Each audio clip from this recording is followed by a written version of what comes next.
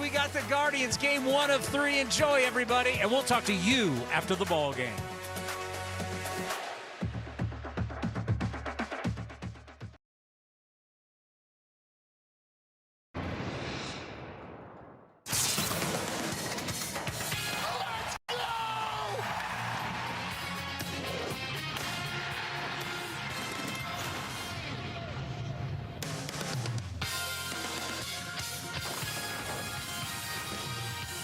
Friday night baseball at the ballpark. Fans are flooding in to get their hands on the Hello Kitty giveaway. It's a brand new series between two first-place teams, the A's and the Cleveland Guardians. Hello again, everybody. Alongside my broadcast partner, Dallas Braden, I'm Chris Carey. DB, the A's yesterday, they got to a lefty in a very big way. And you needed to. You needed to get to the left-hander. They had ran into some tough southpaws to start the season, looking to gain their footing against the southpaws, and they did so. And it was a 3-double day. Langoliers led the way with a 3-double day. How about that? And I tell you, Chris, this offense, you're getting it from all kind of different spots. Darrell Hernandez stepped up, had himself a 3-hit afternoon as well. Nick Kurtz with a big double to put the boys on board and give the boys all the support they needed. They're going to see another southpaw this evening. Joey Cantillo of the Guardians has been slicing and dicing over his 6 starts this season. 1-1. You can throw the win-loss record out the door because this is going to be a man who is featuring a lot of great stuff. Good changeup, great curveball. That changeup, 5th best whiff rate in baseball on that changeup. We're talking 46.8% whiff rate on the change piece, Chris, so you better be dialed in.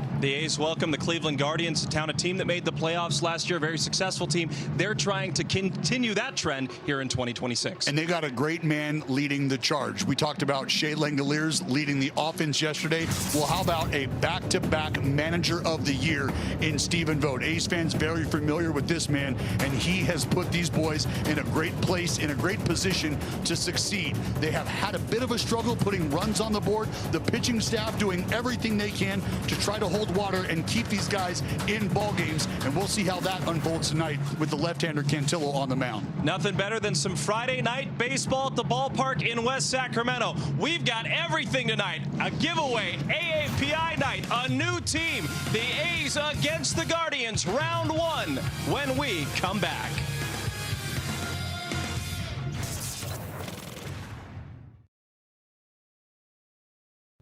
Dana's Kettlebell Workout is... A's Baseball is brought to you by Toyota. Class-leading MPG and more hybrid models than any other brand. Toyota. Let's go places.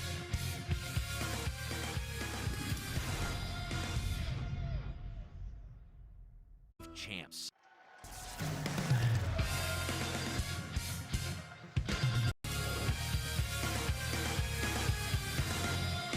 Welcome to the weekend, where the one destination is the ballpark in West Sacramento. Again, it's expected to be a tremendous crowd on a giveaway night and a few other festivities as well. Beautiful night for baseball. Game time weather is brought to you, of course, by Santa Cruz Beach Boardwalk. 78 degrees, 10-mile-per-hour winds, 50% humidity. It was a little bit muggier earlier in the game, or in the day, I should say, and now fans a very comfortable evening for some A's baseball. I am locked and loaded and ready to go. I think we're going to have a great pitching matchup tonight. Some things to think about tonight, Chris. JT Ginn on the bump, got a big-time sinker, as I like to say.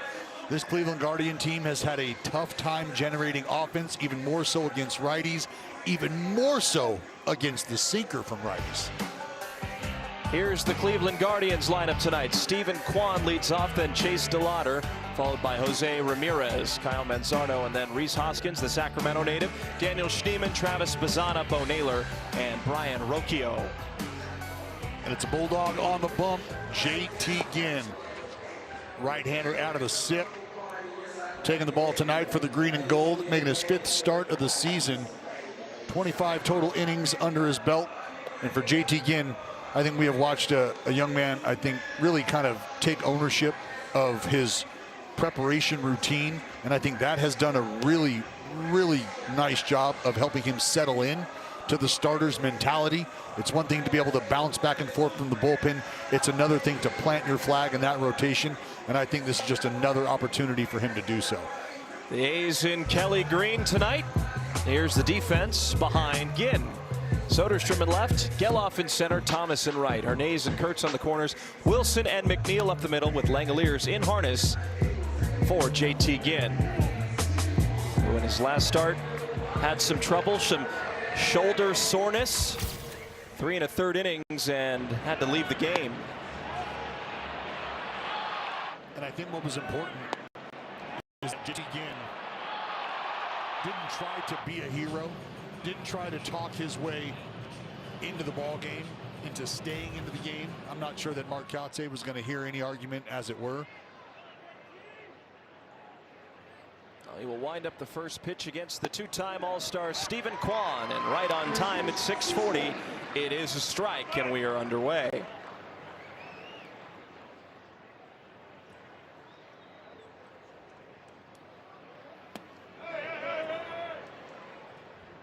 The umpiring crew to begin the series: Shane Livensparger behind the plate, Dan Merzel at first, Dan Bellino, the crew chief, at second, and Mark Ripperger is at third.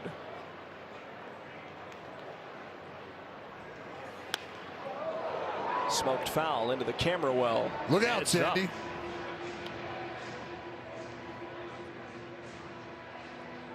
You know, there's the legend. One of my favorite parts about the guards coming into town or even going into spring training. 1-2, line drive into right, a base hit.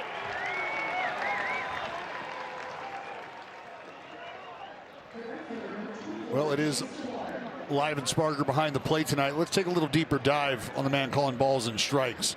Received his first postseason assignment last year.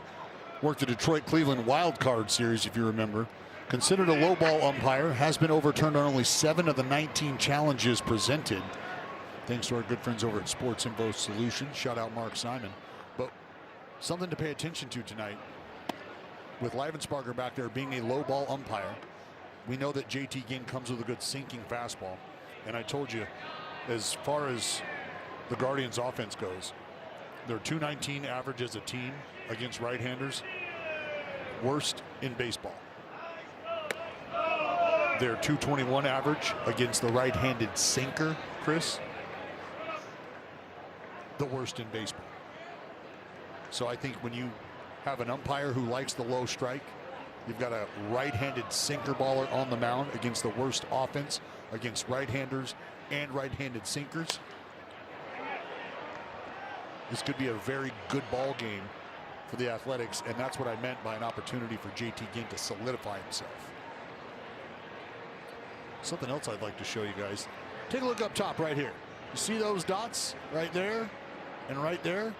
What that's going to do is identify the ABS challenges that each team has or will have remaining throughout the ball game. Something we're doing new. And that's just to make sure you folks at home who might be making a trip to the refrigerator every now and then, you come back, you don't see one of those dots, you know that, hey, yep, looks like they used a challenge. Didn't win it. So you're down to 1, maybe even down to none. And of course, in extra innings, both teams get their challenge back. Fact. So Chase DeLauder, who's on a 5-game hitting streak, has a 3-ball 1-strike count. What a start to his rookie season he had. 3-1 pitch fouled away. DeLauder from James Madison. All 5 homers in the first 8 games or so of the season. Since then has not left the building and has set the table for the man waiting on deck many a time, Jose Ramirez. You want to talk about coming out of the gate hot. 3 balls and 2 strikes from Ginn. Line shot off the glove of McNeil into right center field. Kwan will take a turnaround second. It's bobbled by Thomas. He's going to push for third, and Thomas throws it into no man's land. And Kwan is safely at third base. I don't know what happened there, but the Guardians have him on the corners with nobody out. Well, I'll tell you what happened. We'll start with Jeff McNeil trying to elevate and glove this ball. Unfortunately, not able to secure it. Colby Thomas comes up, and I think he's ready to fire. But in that moment right there, you'll see Kwan check. He sees him drop it. makes the commitment to go to third. I think Colby Thomas saw Kwon hesitate just a bit going to third and felt like he was going to be staying in second. That's why you didn't see the sense of urgency from Thomas the second time around. But Kwon, having committed, ends up at third base. And the Guardians now, with runners on the corners, nobody out, and the perennial MVP candidate, Jose Ramirez, at the dish. Only the 7th error committed by the A's this season. They've been very clean defensively. Have won their last 3 series in a row, due in part to very clean defensive games. Well, we'll get into it when we start to check out the defense next half inning. But Chris, they do a fantastic job of catching and throwing the baseball. Again, a throw over to first, back in safely is DeLauder. I mean, all around the diamond, they've got guys that can flash the leather, young guys that have made an impact already, a utilitarian that has revealed himself to be an impact player that you can move around. Stephen Vogt has really enjoyed that. Guardians having trouble finding the zone early. 3 balls and no strikes. The Guardians offensively haven't gotten to a point where they're scoring a lot of runs per game, under 4. 3.84, 4th fewest in all of baseball. 3-0 pitch, a 4-pitch walk. Now the bases are loaded for the cleanup hitter, Kyle Manzardo. Dallas, this is a gritty, tenacious Cleveland Guardians team. Scott Emerson is going to have a meeting on the mound, which is brought to you by the injury attorneys of Ashton and Price. Finished last season at 88-74. Did these Guardians, having to overcome a 15.5 game deficit that the Detroit Tigers coughed up. Well, you could look at it a couple different ways, right? Did the Tigers collapse and hand them the division? Did the Guardians steamroll back and take it? And I think you could probably look at it from either perspective. But if you're the Guardians, you could smell blood in the water, and all you got to keep doing is playing your brand of baseball, which I think they did during that time, and were able to take advantage of that. Gins had his troubles at home in 3 games, 6.23 ERA as the bases loaded and nobody out against Cleveland and Kyle Manzardo. At third is Kwon DeLauder, on second Ramirez at first. First pitch is a swing and a miss on a changeup, 0-1. So Cleveland was able to claim the division last year, but then they faced those same Detroit Tigers in the wild card series at home, and they were not able to beat Detroit in what was a highly anticipated and exciting wild card series. You know, for 2 Midwest teams like that to gain the type of attention the end of the season, the beginning of the postseason they did, I think that was one of, if not the most anticipated wild card series of the year. Well, you ran into Tarek Skubal. Game 1 of that series, if I remember, 14 punch-outs, I think, for Skubal. That's a buzzsaw. I think we all know that. Talking about a back-to-back Cy Young Award winner in Scoobs. That's a tough mountain to climb for anybody. Again, getting the sign, he's set at his chest. And the 1-2 pitch, high and away, 2 balls and 2 strikes. Only time JT has seen the Guardians was on July 18th of 2025 in a 1-inning relief appearance where he did surrender a run. 2-2, but he just struck out Manzardo. There's the start, 1 away, as Rhys Hoskins, the Sacramento native, comes to the plate. Well, this is how the at-bat started, with a changeup. Manzardo hunting a fastball. JT Ginn doing a nice job of staying 1 pitch ahead of the left-hander. Rhys Hoskins, the only traditional right-handed hitter that JT Ginn will have in the lineup tonight. A couple switch hitters in Ramirez and Rocchio at the bottom.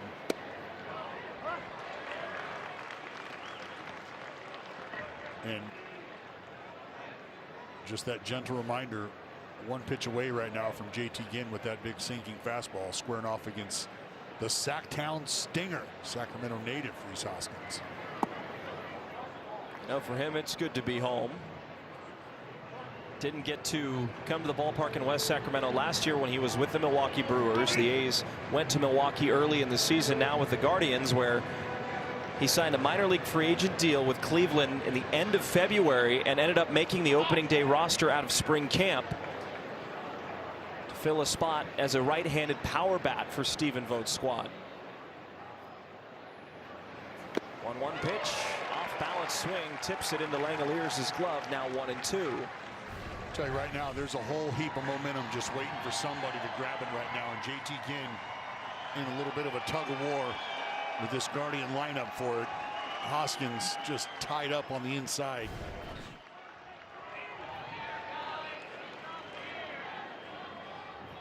Ginn's 1-2, struck him out, 2 away.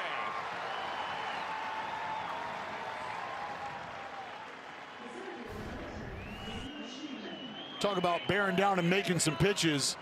Gets away with the location miss here. You can see where Langoliers was set up, but 95 up and in under the hands. Hoskins not able to dial it in. Now JT Ginn just 1 out away from getting out of a big mess. Here's Daniel Schneemann, who's having a big year. Up and away, 1 ball and no strikes. 321, 4 home runs. Has 14 RBIs and on the road has been a warrior. 357 away from Progressive Field this year.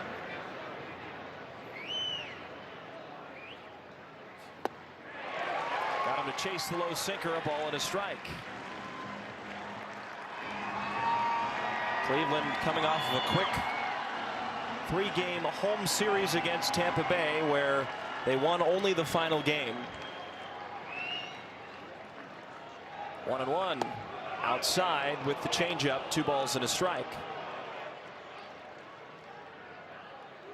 You see Langoliers pop up, ask JT Ginn if he was okay. See JT digging into the front section of the rubber, just doing a little housekeeping.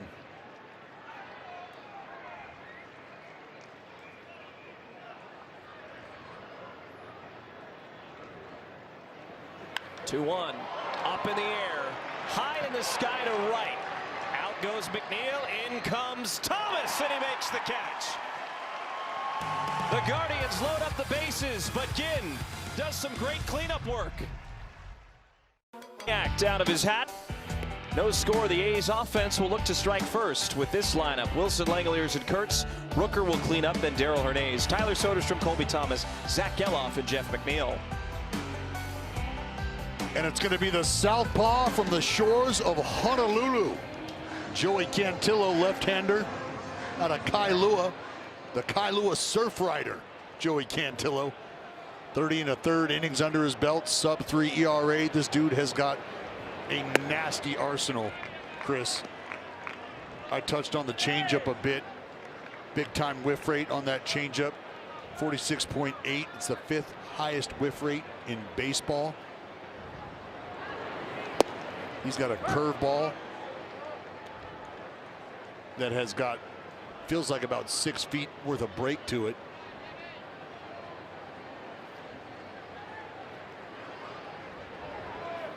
As Wilson, who's on a 5-game hitting streak. He flies the ball to right. DeLauder comes in and makes the catch. 1 away. See how the guards stack up defensively. It's the Gold Glover Kwan, the 4-time Gold Glover in left. Schneemann in center, DeLauder in right. Ramirez and Manzardo on the corners, Rocchio and Bazana up the middle. And then Bo Naylor behind the plate for Joey Cantillo. Like you said, good stuff for Cantillo. There's skipper Stephen Vogt. It's been a solid starter for Cleveland. And there's skipper Stephen. Wait. No, that's not skipper Stephen Vogt. That's his bench coach, Tony Arnerich. Tony, a great baseball man himself. He and Stephen were together in Seattle. Said, hey, T, I got the skipper spot, and Cleveland, you want to come and be my first mate? Absolutely. Say less. And that came after Craig Albernaz took the job in Baltimore. Yep. As the Orioles manager. Catch wind of what Voter did to Craig when the O's came into town the other day? I did not. this just speaks to who Stephen Vogt is, the fun-loving individual he is. Craig walked into his manager's office and every piece of furniture had been replaced with play school child-size furniture. 1-2 pitch swept into right center field, a base hit. DeLauder moving over to get it, and Langeliers extends his hitting streak to 6 games. After a 41 hit month of April, he starts May well. Coming off a ball game where he had 3 doubles, first time in his career for that. Shea Langeliers shoots this up into right center. And I mean, you watch yesterday's game and you watch that approach here today, you see a guy who has no problem utilizing the entire field, right? You get the head out, pull side, pull a couple doubles down the line. You shoot a gap the other way. And there's just so much to be said for a guy with a balanced approach like Shea. Kurtz is chasing history. A turn on 1 foul. 19 straight games where he's walked. He's knotted up with Teddy Ballgame.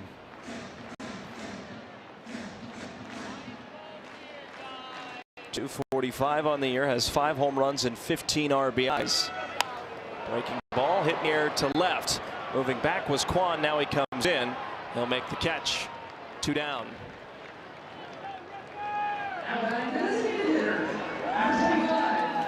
The A's, much like Langeliers, had a very successful month of April. 16 wins. That was tied for the most in the American League during that span with the Yankees and the Tampa Bay Rays. And I'll continue to remind folks, what you have seen from the Athletics, in my opinion, still does not even begin to scratch the surface of what I think this team is capable of.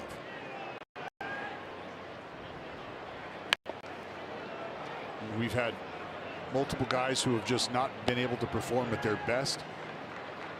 And in their place, you've had guys step up and reveal themselves to be major, big-time contributors during that stretch.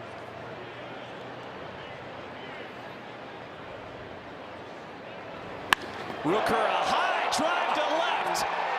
That ball is not coming back. Oh, wow.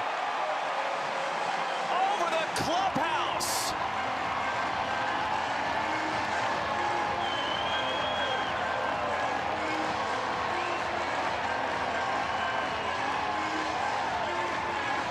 That's his first hit since his walk-off home run against Houston here at home a few weeks ago. Well, speaking of the club, put on the chain, Rook, and let's pop it. You know what's coming next. You flex the pachyderm power, you put the mask on.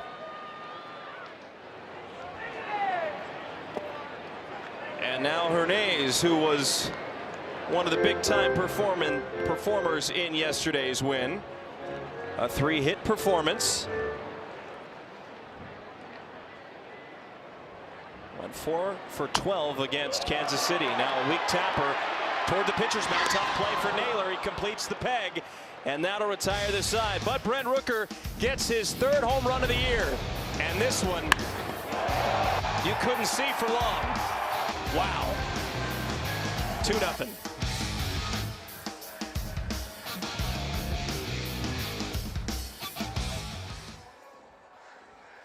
By Defy.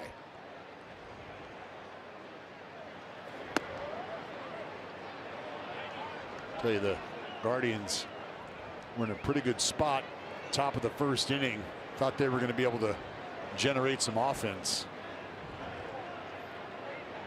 Again, tiptoed his way out of a very dangerous situation as he faces Travis Bazzana, the former 1st overall pick by the Guardians 2 years ago. Still looking for his first career big league hit. A lot of his family and friends went from Cleveland when he got the call on Tuesday to now here in West Sacramento, waiting for that big moment, going back to Australia. Well, what a special event, your big league debut, and when you have that happen and you have the company of your friends and family, because there's no doubt that each and every person in that group shot we just showed has played a role in the growth, not only as a human being but as a ball player for Bazana. They now get to watch this young man's hard work and his dream come to life.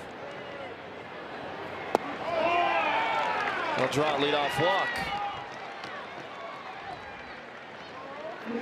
And I was down on the field earlier today watching batting practice, but watching infield as I do. And Bazana, I wanted to watch him because look, he's been here for 10 minutes, and I want to see the work ethic. I want to see what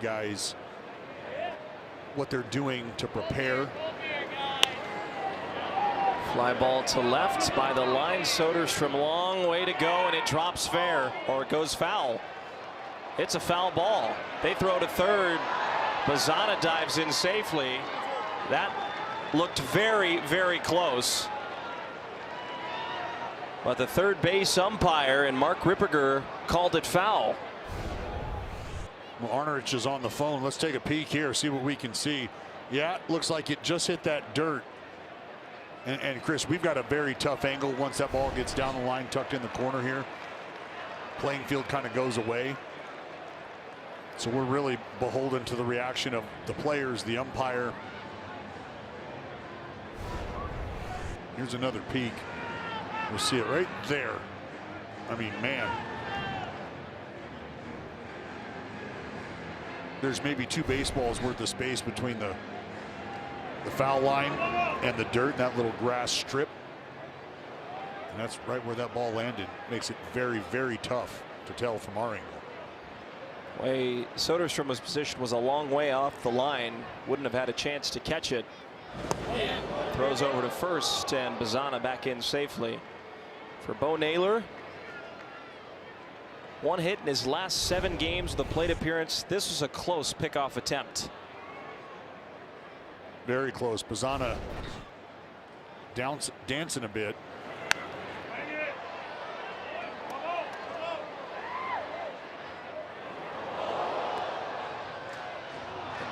For Travis Bazana, a lot of pressure coming with being the #1 overall pick, 1-1.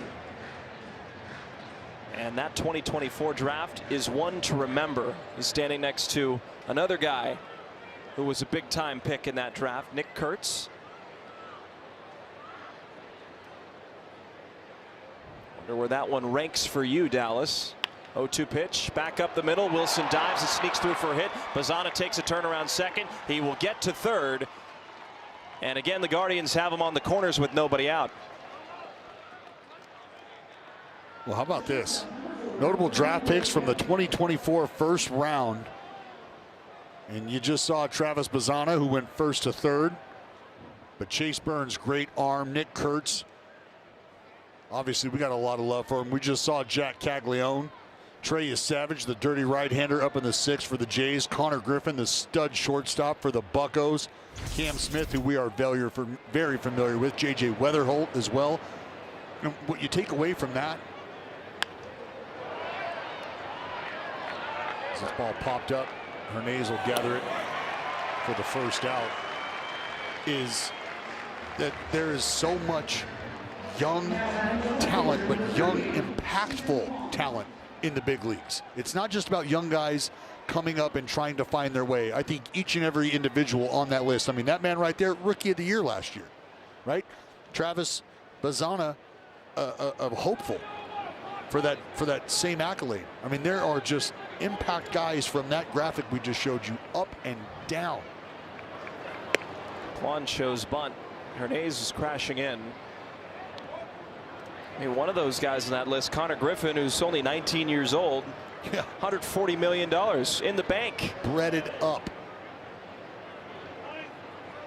And also goes to show how many guys from a draft 2 years ago are already in the big leagues. If you're ready to play, they'll get you up here. Another ball in the air. Shallow left. Out goes Wilson. He'll make the catch. And now 2 outs for Ginn with some more traffic as DeLauder comes up to the plate after extending his hitting streak to 6 games with a single in the first.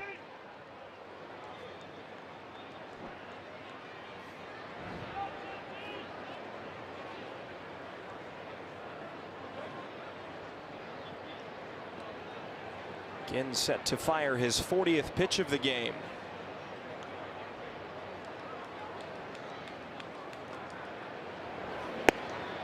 Strike 1.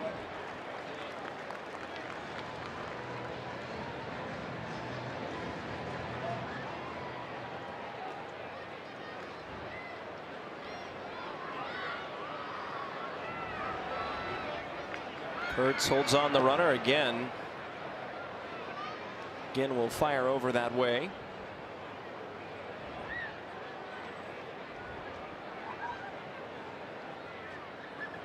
Bazzana at third, Naylor at first. The A's lead 2-0.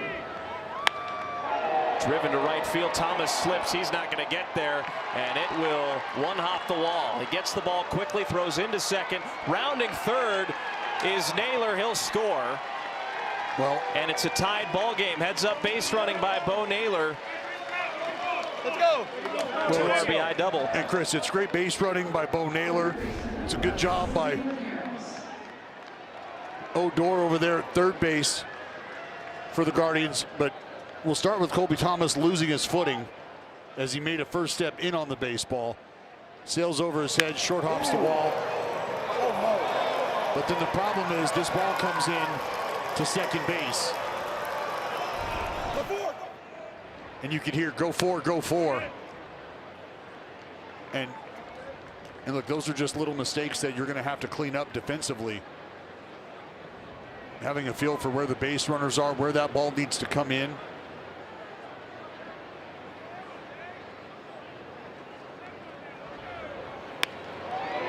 Fisted into shallow right. In comes Thomas, and he'll make the catch on the run. But the Guardians tie the game with 2 runs thanks to Chase DeLauder. It's 2-2.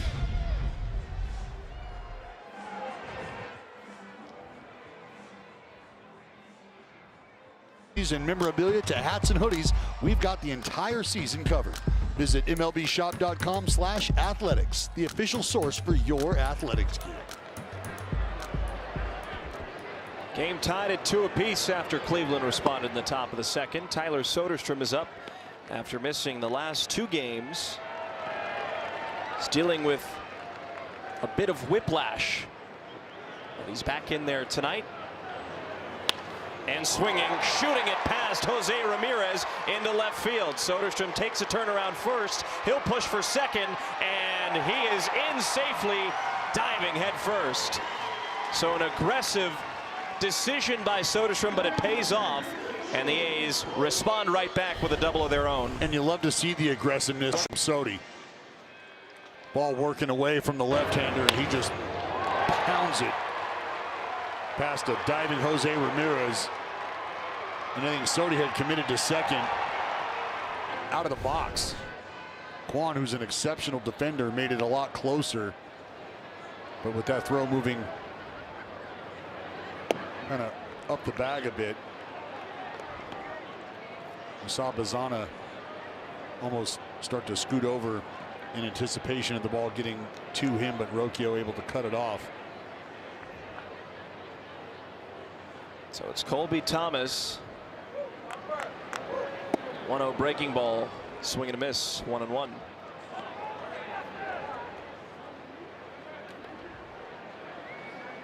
Colby went 1 for 5 against Kansas City in the series where the A's took 2 of 3. 3rd series victory in a row. Cleveland on the other side have lost 3 series in a row. 2 of those 3 coming at home at Progressive Field.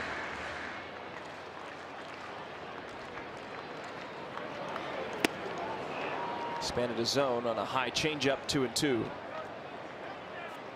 Not quite defending the land as they'd like, right? That's what we're talking about. 16-10 record in April. That's the best April record since 2014 for the Athletics. They won 18 ball games. Down on strikes, Thomas missed the curveball. First strikeout for Cantillo. And we get a look at that curveball now from Cantillo, and I mean, that's a game changer. It's a level changer. That's a tough pitch to hit, and even that still elevated a bit. So now Geloff, 375 hitter with runners in scoring position, will take down low, 1 ball and no strikes. And Mark Kotsay said to the media before the game, you know, we're always trying to have a winning record at the end of every month. But starting off well in the month of April, something that he's got to be happy about, setting the tone for the rest of the season. There's a changeup that swung through and missed, 1-1. No, but I can appreciate Kotz essentially, I mean, I don't even want to call it downplaying the success, because you should expect to be successful. Yeah. And I think that's what makes Mark Kotsay such a great manager and also such a great presence for young players, is when you do start to taste a little success and you're able to string some wins together, you need to behave like you expect this to happen. Why wouldn't it happen? We've put the work in. You continue to grind, and if you get better, you should expect to have success.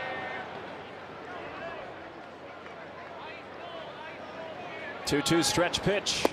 It's the curveball, and he strikes out Geloff. So it'll be up to McNeil after the leadoff double from Soderstrom. Well, again, folks, this is a banger, as we say, and you've seen him change speeds on it. 77 on the punch out to Colby Thomas, the hitter previous. This one, a couple more ticks to it at 79. But this is what you call bearing down. 111 average with runners in scoring position against Cantillo. Good for 4th best in the big leagues. That's what you call making pitches in leverage situations.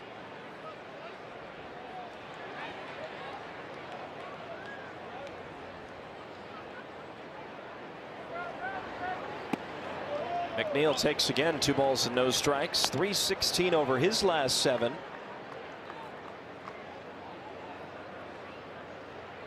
We were talking about it early. If JT Ginn was able to get out of the first, it would build momentum for the offense. They scored subsequently with a 2-run home run, but then traffic again and slippage in the outfield caused a 2-run double for DeLauder to tie the game.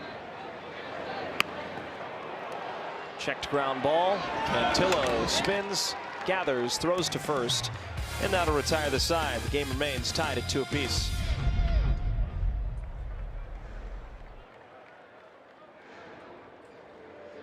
Knotted up at 2 here in the top of the 3rd inning. A's and Guardians. Chris Carey, Dallas Braden, our producer Delaire Lewis.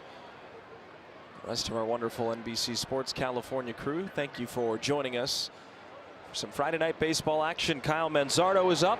Struck out his last time to the plate.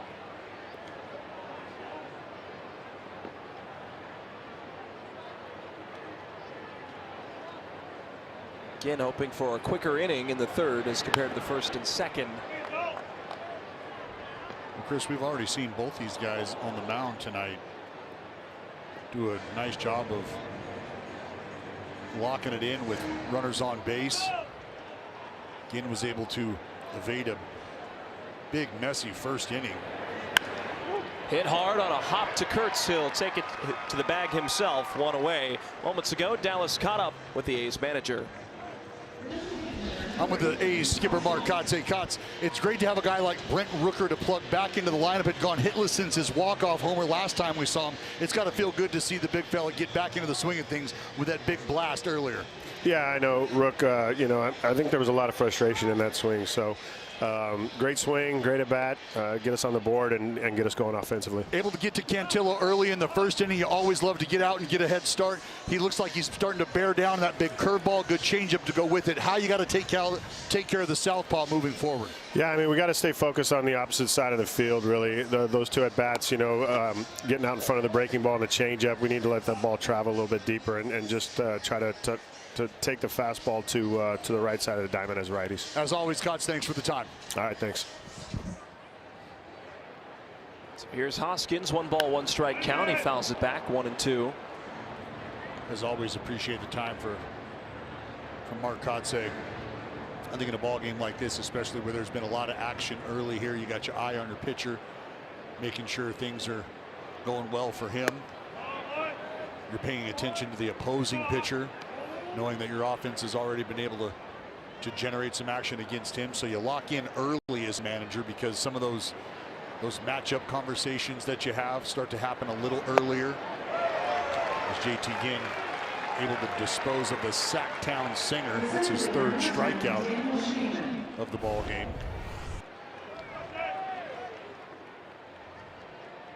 Just able to true up that fastball a little bit, slightly elevated. Knowing that this team has struggled the way they have with the sinker, Chris, JT Ginn very well aware of that. I think you can bet it's a pitch that they're clearly looking for, understanding the scouting report from JT Ginn. Part of pitching is trying to stay 1 pitch ahead of that scouting report. With 2 strikes, it's been tough sled for the opponents against the Bulldog. 4 for 50. His last start, shoulder soreness caused him to exit the game. He threw a bullpen earlier this week. Mark Kotsay said it went great. He's plugged in tonight. And it's a good thing to see. Starters are holding up. You know, a few little aches and pains here and there, but everybody's held up pretty nicely so far, I'd say, all things considered. Ginn has Schneemann at 2 strikes. He flew out to right to end the first. And he'll strike him out. A much better inning from JT Ginn in 1-2-3 fashion. Collects his 4th strikeout of the game. Top of the order up next.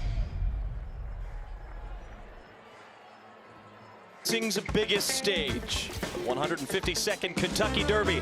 Live coverage from Churchill Downs tomorrow morning at 11:30, only on NBC and Peacock.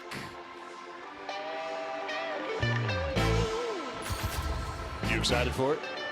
I know you are. I'm excited for it. 2-2 the score. Top of the order again here in the 3rd. It's Jacob Wilson. And he takes down low, 1 ball and no strikes. Wilson, a .360 hitter with nobody out on that 5-game hitting streak. Flew out to right, his only time up. Cantillo looked much better in the 2nd, and it's because of his off-speed stuff, the changeup and the curveball. But one thing Mark Kotsay said was he wants to see the guys let the curveball travel a little bit more. Now seeing it once, is there anything they can do or have done where they see it a little bit more and let it travel? Well, you try to identify the pop. And what I mean by that is when you got a big curveball that you're dealing with like tonight from Cantillo, out of the hand, you're looking for the baseball to pop up. And anytime, looks like we have an ABS challenge powered by T-Mobile here, I think Jay Willie's got an argument. That ball looked down. You can see, you can see Jacob Wilson just kind of confirm, like, yeah, that ball was down. And those 2 dots above the green ATH on the scorebug will remain. So now a 3-1 count, and it's inside. I mean, it just changes the complete approach of the at-bat when you successfully deploy a challenge, and Wilson does so, getting aboard with a leadoff walk. Well, I talked about how nasty that changeup was, and you know what a tough pitch it is to handle, pick up, even get the bat to. The strikeout rate on the changeup, 58.1%. That is the best in the big leagues. Entering play, opponents hitting 138 against that changeup, but that curveball that has really been the pitch of poison to start the game for the A's. Coming into the game, opponents are hitting 353 against that pitch. So if you can pick up the pop, you give yourself a chance. Again, if you're somebody who can tunnel your pitches well, meaning releasing them out of the same window, you give yourself that much more of a fighting chance. You create that extra added layer of deception. You're not just reliant upon movement and velocity separation. And there is that nasty change piece.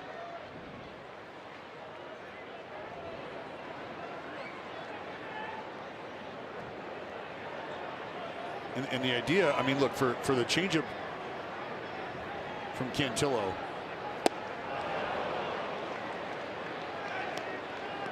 it's not a big dive bomb pitch, but he does a great job.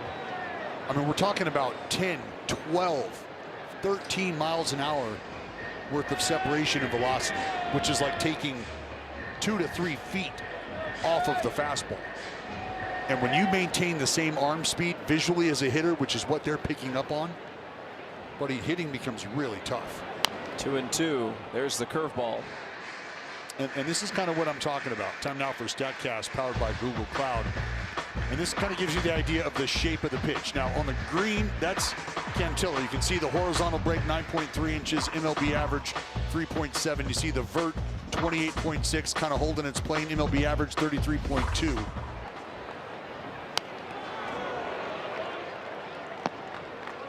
And again, the big player in this is the arm speed.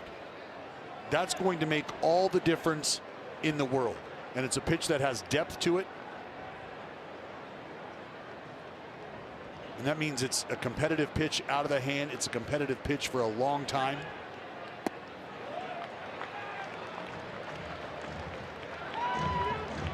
You talk about the changeup being the great equalizer, and that is, statistically speaking, Cantillo's best pitch so far this year. 3-2 to Langoliers. Wilson leading. To Ramirez, slides, goes to second, on to first, and Langoliers able to beat the wrap, but Jose Ramirez, quite the play in the hole to get the lead runner. 5-4 on the fielder's choice put out. Well, Jose going to that sliding side saddle, pop up off the knee, fire a strike. The only difference here in this play, which is usually a 5-4-3, is that the speed of Langoliers is going to make the difference. This is not a backstop who just kind of ho-hums it down the line. Here's Kurtz, who flew out to left.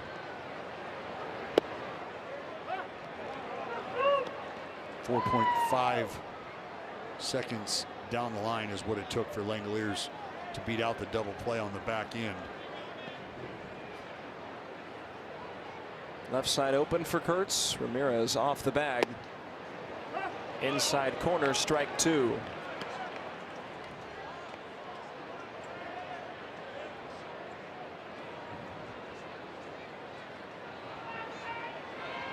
Kurtz had 3 hits in his last series, including 2 doubles and 3 RBIs.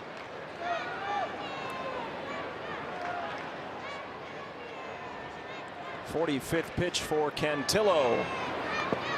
In the dirt. Naylor able to keep it in front. Well, I know we talk about Kurtz being a Houston Astros killer, and there's so many numbers to back that up, but he performed very well against Cleveland last year. 9 for 23, 4 doubles, a triple, 2 homers, 6 RBIs against Cleveland in 2025. It's .391 average against the Guardians.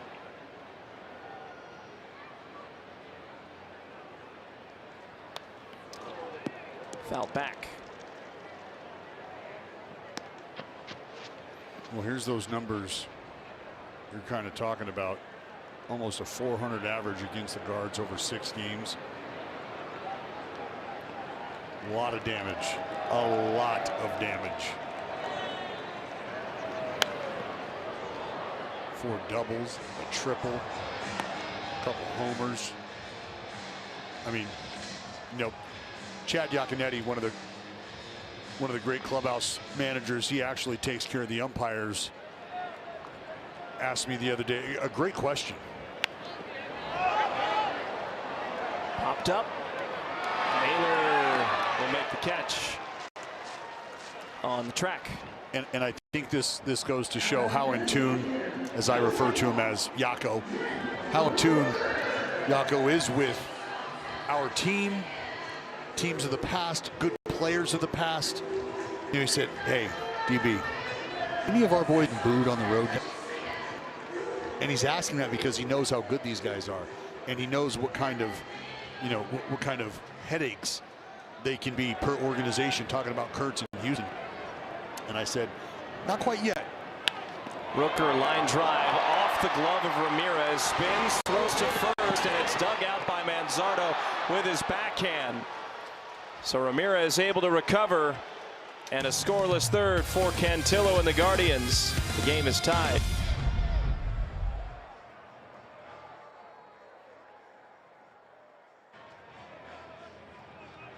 Saturday and complete your look. Be one of the first through the gates May 16th versus the Giants and score a sleek A's clear crossbody bag, perfect for game day fits all season long. Come dressed to impress and lock in your seats right now. Athletics.com/promotions. Oh, look at the pup. Look at the pup. He's got a home. Remember, folks, Estrapajo still out there looking for a landing spot. That's a good boy. Oh. What do you think his name is? I don't know. Maybe Kevin.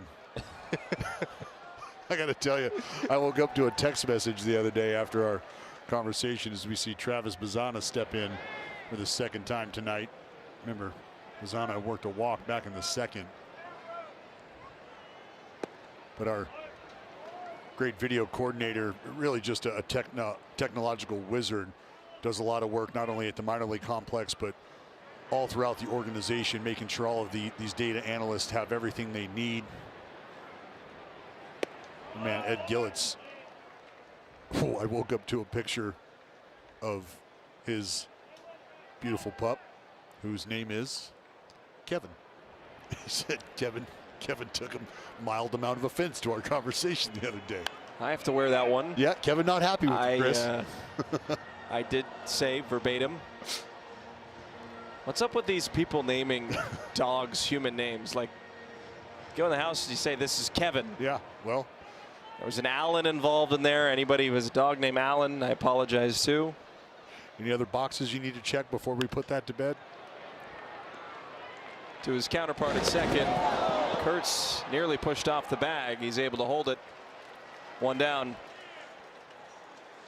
I think I'll keep my mouth shut for now. Fair enough. Kevin's got a bone to pick with you. Sure, Estrapajo's maybe not super happy with you either. I'm doing everything I can to find that little fella a comfy home.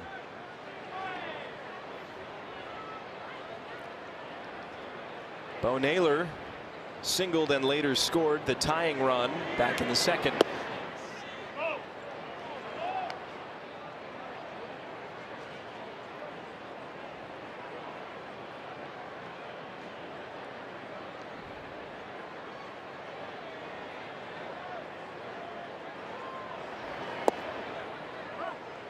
Ball and a strike.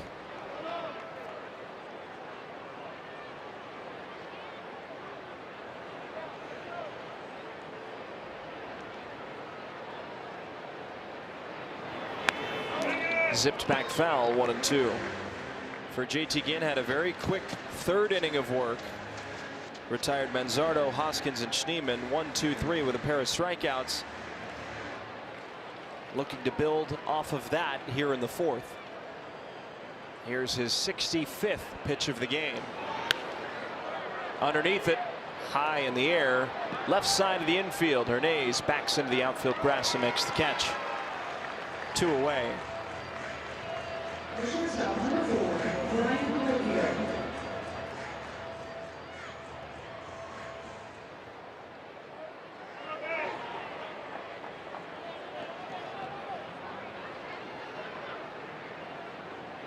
Just gorgeous.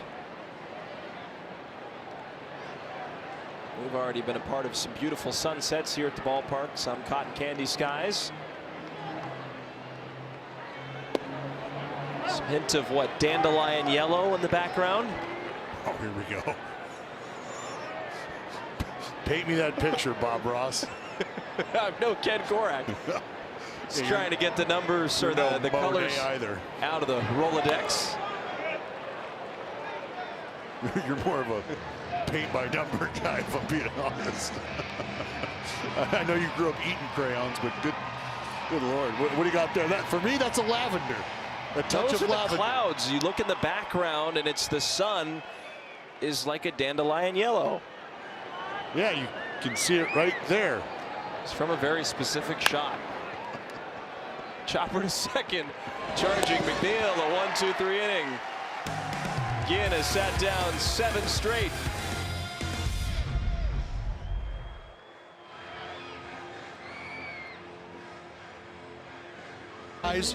Seroptimist International as our non-profit partner. This global volunteer organization provides women and girls with the education and training needed for economic empowerment.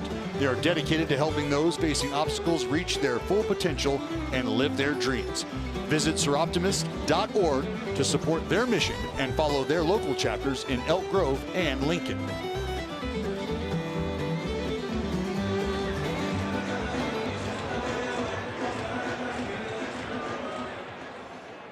Darrell Hernandez is up. Game tied at 2-2. Pitch inside. Cantillo misses 1-0. The sun beginning to set here. Cantillo at exactly 50 pitches after that miss. Darrell grounded out to the catcher, Bo Naylor. 2 innings ago. You know, there's always a silver lining to be found somewhere. I think when we experience setbacks, you experience an injury on the field, and obviously you're missing Max Muncy right now and what he's brought to the table early. But what that does provide is a wonderful chance, wonderful opportunity for Hernandez. He's going to challenge here. Darrell didn't like that call. I mean, this is borderline. It may have clipped the top. If anything, I think it might have. We'll see. Oh, man. The call is confirmed. Athletics have to reach out. ABS powered by T-Mobile. I mean, that's as close as it gets. It is. It really and truly is. And that's one that, I mean, look, it can go either way. Today's Burn a Challenge have 1 remaining. You can see that 1 dot on the scoreboard. 3-hit game for Darrell Hernandez yesterday. And that's the point is, you know, I think giving a guy like Darrell more regular run gives him an opportunity to settle in. 2 on the ground, foul. He had to work for those 3 hits too, DB. Well, he sure did, but that's what Darrell Hernandez comes with. Is a grinder mentality, a dude who is ready to play each and every day, regardless of where his name is at in the lineup. And whether it's finding a barrel or hustling down the line to beat a throw out, he's giving you everything he's got each and every time he's in the lineup. And he'll do a lot of that too. Changeup just squirting out of the hand there of Cantillo.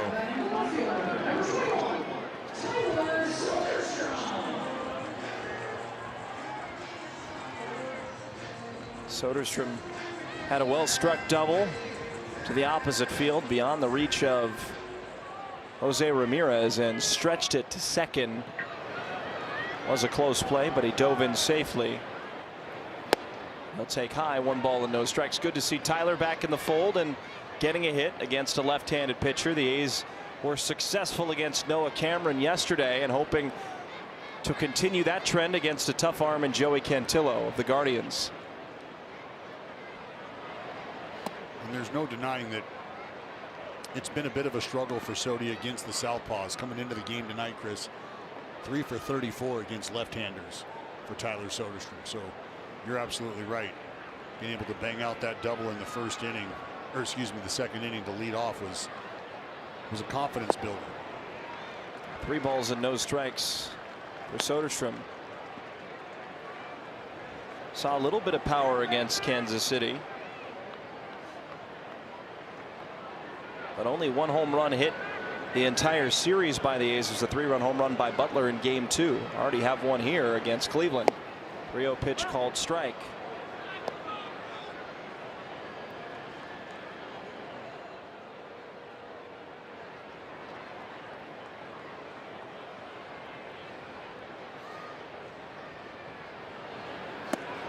Through his hips at it, draws a walk. Back-to-back walks start the inning. Well, let's go back to Tuesday. We'll show you what kept Sodi out in action for a couple days. Had to run a long way. Sodi covered a lot of ground. Sold out trying to make a play, not able to come up with it. Instead came up with a stiff neck. Was able to stay in the ball game for a little while at least. Would eventually be lifted. Quick meeting on the mound brought to you by the injury attorneys of Ashton Price. And Mark Kotsay said to the media today, you know, we played so well in those last 2 games, we didn't need to use Tyler Soderstrom. Even though he wasn't available in game 2 due to whiplash, he might have been available in game 3 if there was a need, but they handled their business the final 2 games of that series. I think that's been the name of the game of success in the early go of this season. Thomas shows bunt, pulls back as the infield crashes in. 1 ball and no strikes. You've just had guys that have stepped up in the absence of others and have performed beautifully. See if he shows again. He does. And he lays it down up the first base side. It's Naylor to Barehand. Throws to first. Thomas gives himself up, but advances both runners 90 feet. Hernandez to third. Soderstrom to second. And the righty Geloff coming up with an RBI opportunity. Here we go, playing a little baseball. Put the ball on the ground, make them play catch. Something this Guardians club is doing a good job of. Good defenders all around the diamond. Naylor able to pop out barehanded, make an easy play down at first to get Colby Thomas. But now the A's have a couple in scoring position. Hard shot through for a base hit. Hernandez scores. Soderstrom getting the windmill home. Kwan's throw is up the line, and Geloff comes up big with a 2 RBI single. The A's back on top 4-2. Didn't waste any time whatsoever. And the bottom of the order doing some work for the green and gold here in the 4th. Well, back-to-back leadoff walks is what caused the traffic. Colby Thomas with a selfless AB, moving the runners up to second and third. And Geloff not waiting around, able to turn on a pitch and pull it right through that hole between the drawn-in infield.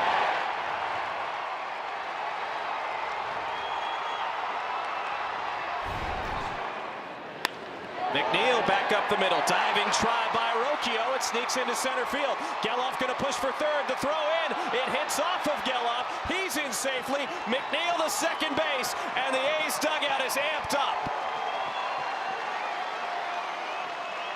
The aggression on the base paths continue, and the A's have been successful here in the 4th. And this is what it means to put pressure on a team that can play catch. We're going to force you to play catch. Kwan not able to make the throw home. It was up the line. And just a batter later, McNeil able to slap one up the middle. Schneeman, who's been outstanding defensively, not only in the outfield, but at second base, comes up and makes a strong, accurate throw. The problem is Geloff right in the way, hustling going first to third.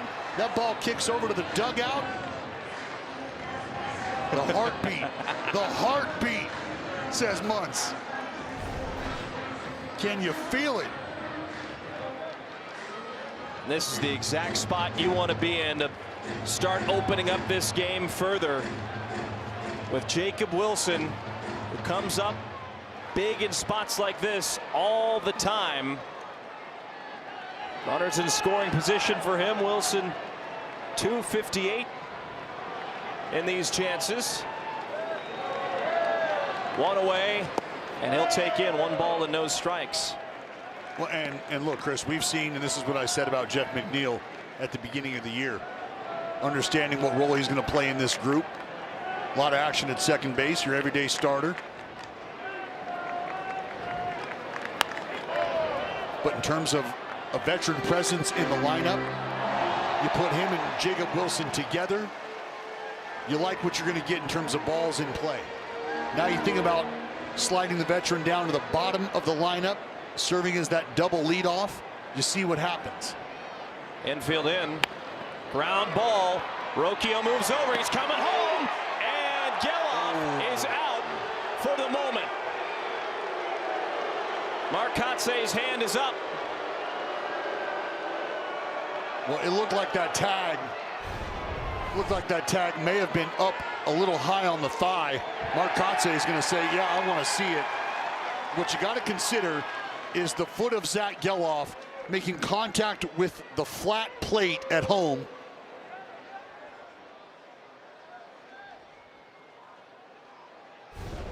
Marcotze now over to talk to Mark Ripperger. And I think it may be a conversation. I thought I saw Ripperger talk about blocking the plate.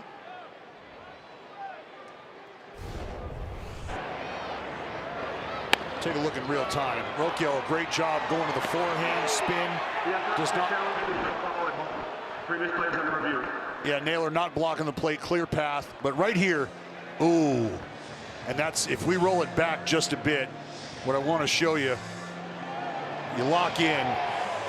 You see the tag right there, and that's, whoop, excuse me. You'll see the tag, the foot not on the plate.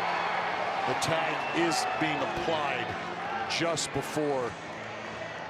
I mean, that right there, that's about as close as it gets, but that's why I said the foot of Zach Geloff may have been slightly elevated. And that's the tough part about the plate being flat.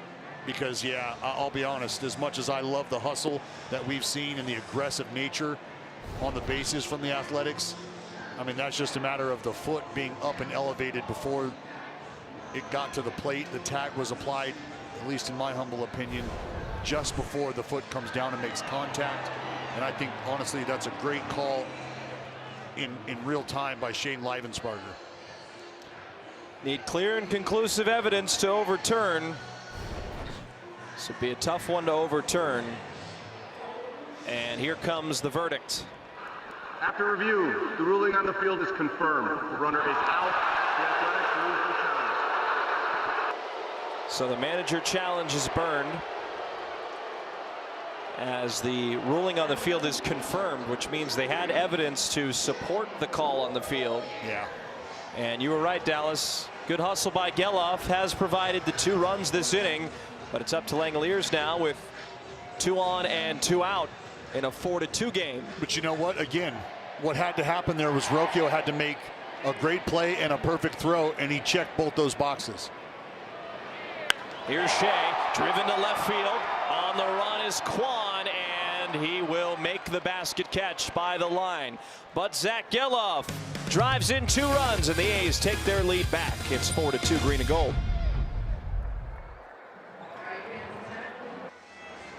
Bench your mobile provider for better coverage and bigger savings with Xfinity Mobile and get Wi-Fi plus 5G that won't strike out. Xfinity, imagine that.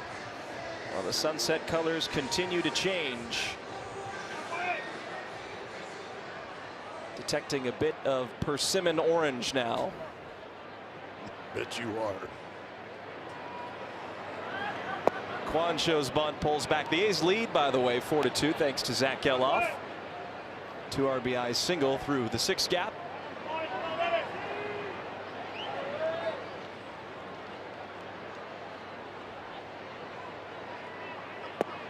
But that orange will only last so long, and then it'll be midnight navy.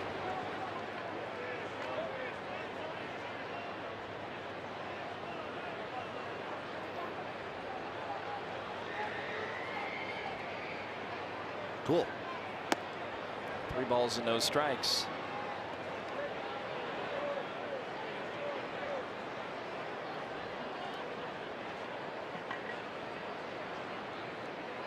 One for 2 is Quan. There's a called strike, 3-1. Well, for the A's, they took the momentum right back. And it was the bottom of the order doing the legwork. 3-1. Quan takes outside a leadoff walk, and now let's hear a word from Visit Humboldt.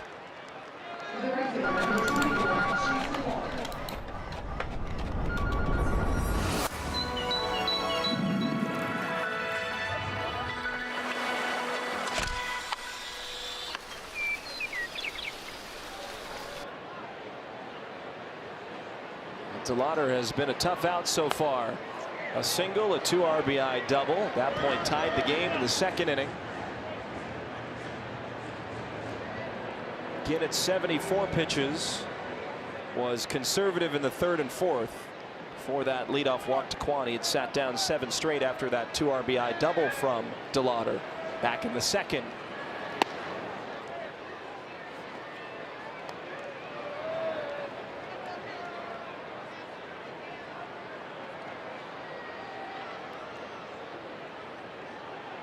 Flags with a slight breeze tonight. Chris, I can tell you the weather is starting to warm up a little more consistently. A nice drive over the bridge this afternoon coming back from the Railroad Museum, which is always a great time. You can see the boats lined up along the channel on the river. DeLauder's going to challenge that pitch. Yes, he is. And the A's might have a chance to burn a Guardian challenge here. Yeah, he ain't going to like it. Thought so.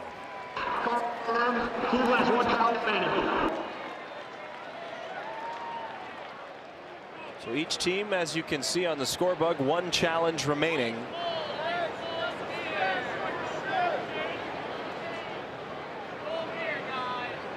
Kurtz holds on the speedy Quan.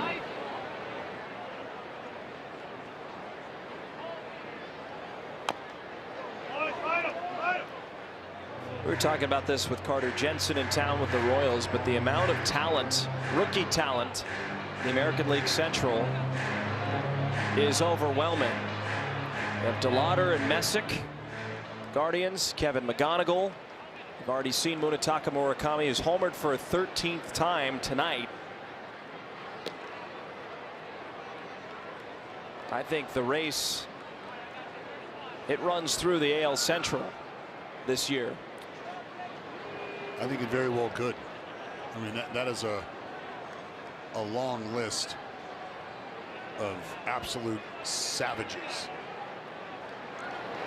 And speaking of savage, I think Treya Savage up in the 6 might have a shot as well. He's another guy part of that 2024 draft class. So we got a little action. That's left-hander Tim Herron starting to crank now for the Guards in their bullpen. 3-2.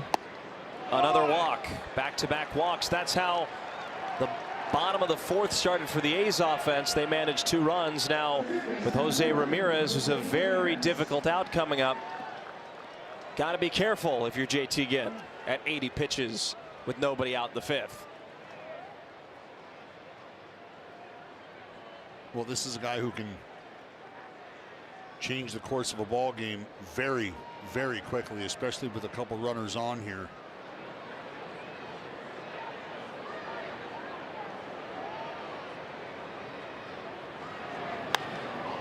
Popped up.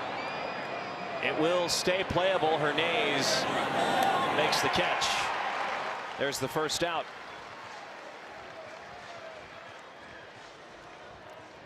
And now Manzardo, who's 0 for 2, but is a .346 hitter with 1 out this year, coming up in that scenario.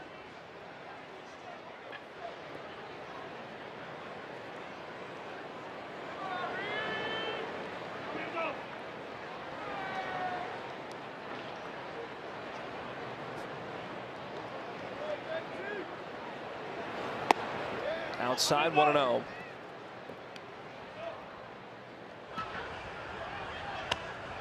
Now the A's bullpen is stirring, and it's Hogan Harris starting to fire.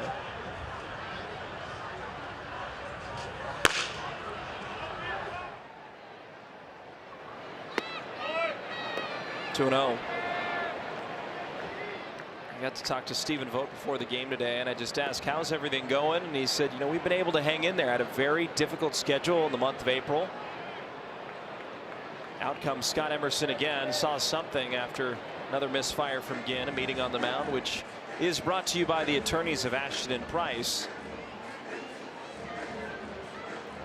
And he said, you know, these guys are battling, are the Guardians. That's all you can ask for as a manager. This is a team that has lost their last 3 series, hoping not to do so here in West Sacramento before they head onto the road to face their in-division rival Kansas City Royals, who the A's took care of 2 out of 3 here at home earlier this week. Royals are in Seattle, and they're currently beating the Mariners by the same score, 4-2.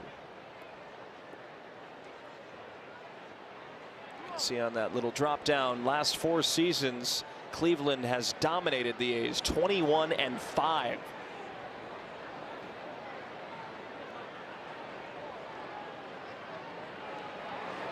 Three balls and no strikes. I think right now just seeing a little collapsing on the front side for JT Ginn.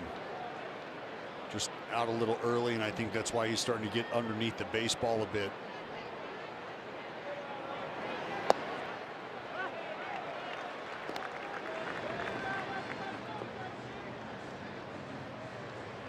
This is a guy in Manzardo who I think plays right into the hand of JT Ginn in terms of where he can get to the baseball. Yeah. Nothing to swing at. 3 walks this inning, bases loaded again. Second bases loaded opportunity for Cleveland in this game. Ginn was able to get out of a bases loaded, no out situation in the first. He will have to deal with bases loaded and 1 out. And the Sacramento State product, Rhys Hoskins, up for a 3rd time, has punched out twice. And I think that's why right now Mark Kotsay opting to keep JT Ginn in this ball game. Remember, Rhys Hoskins, the only pure right-handed hitter in the lineup tonight, so you've got the right-on-right matchup going. On top of the fact that Rhys Hoskins has not seen the ball well out of the hand again tonight. You mentioned it, a couple punch outs.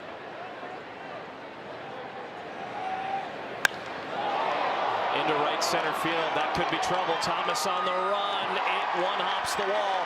1 run scores, here comes the second, and this game is tied. So Quan and DeLauder score, and it's back to an even game at 4 apiece. 94 down, catches middle in terms of splitting the plate.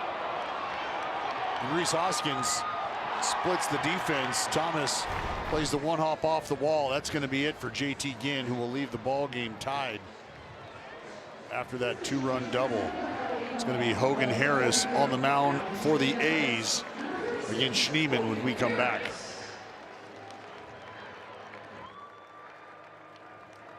It's brought to you by River Rock Casino. Join us for your chance to win a Chevy Trail Boss on Saturday, May the 23rd.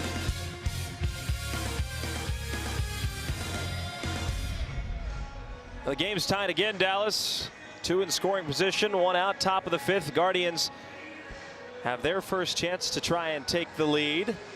And Hogan Harris is tasked with trying to get the final 2 outs of this inning with no further damage against the A's. And maybe a little more. The 18th appearance for Hogan. And you've got a lineup chock full of left-handers, which could very well force Stephen Vogt to start pressing buttons on his side of things, which it looks like he's going to do.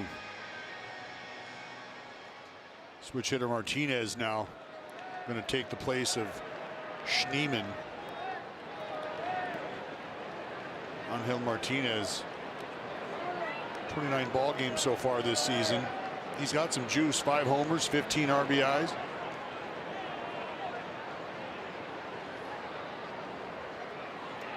Looping curveball, and it doesn't go. That's the get me over pitch that Hogan Harris utilizes. There's Ginn's line, but he is responsible for the runners on 2nd and 3rd.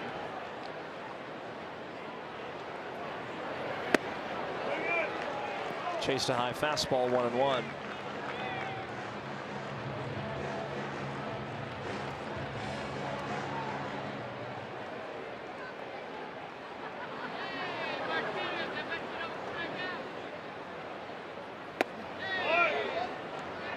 Hogan Harris against right-handed hitters, a 172 opponent average.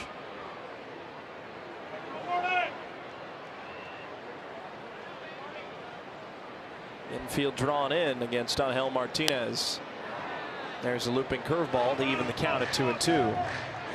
Well, now I'd be curious if they decide to go back to that curveball, maybe bounce one. If so, Langoliers, who's done a great job of bodying up, going to have to go to work. But we saw Martinez try to pick on an elevated fastball. 2-2. Clobber to right. Thomas moves back, makes the catch, tagging from third Manzardo. Throw in will be to Wilson, and the Guardians have the first lead of their evening, 5-4. Well, Martinez indeed waiting on that fastball. Got one, and he drove it out to right field. Thomas able to get back and make a play on it. See Martinez able to pull the hands in enough where he could get the majority of the barrel on it. Rhys Hoskins, who hit the double that knocked again out of the game, slipped at second base trying to get back to the bag. Was not able to tag up. Nonetheless, Guardians able to take a one-run lead here in the fifth. You can hear the Bazana contingent cheering for Travis here. 0 for 1 has walked and scored in this game. Still looking for that elusive first big league hit.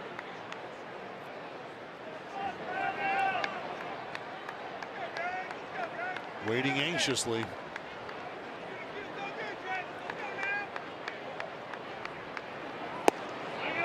Out in front of a slider, 1-2. The A's to come up at the bottom of the fifth. Kurtz, Rooker, and Hernandez against possibly a new pitcher.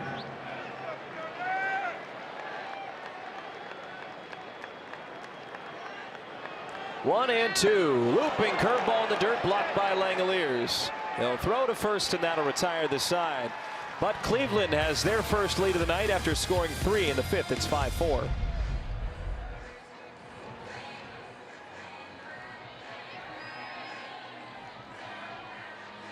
California.com/AST to check out Matt Hoffman of Redwood Continuation High School in Castro Valley, as well as the other finalists, and vote for your all-star teacher. The grand prize winning teacher school will receive $30,000, so please vote now. 5-4 the score. Joey Cantillo's evening is done. So shorter starts for both starters, Cantillo and Ginn. Ginn went just a little bit longer than Cantillo, but Stephen Vogt will go with another lefty against the lefty Kurtz. It's Tim Herron. Tim Herron having a good go at it out of the gate so far for the fighting Stephen Vogt's 12th appearance tonight for the Southpaw. Unblemished ERA. He's got his hands full with Nick Kurtz right now. Joey Cantillo tonight, 4 innings, 5 hits, 4 runs, all earned, 3 free passes, a couple strikeouts. Did give up that big blast to Brent Rooker in the first inning that would open up the scoring for the Athletics. It's like we're going to have ourselves an ABS challenge here. I think Nick Kurtz says, no, that's low. That's not to my liking. Yep, thought so. Call is overturned. The Athletics have 1 challenge remaining. And I think Nick Kurtz, being the sizable individual that he is probably somebody who's had a very good feel for what the strike zone is and isn't doing for him, because he's an outlier in terms of how that ABS has adjusted. You say it all the time, Dallas. You have 1 challenge remaining as Quan bumps over to center field. Angel Martinez is now in left. This early in the game, you better be absolutely positive that you're going to get it right. 3-1, half-hearted swing. He misses. 3-2. Herron battles back in the count. Kurtz 0 for 2 with a fly out and a pop out. I'd say he went.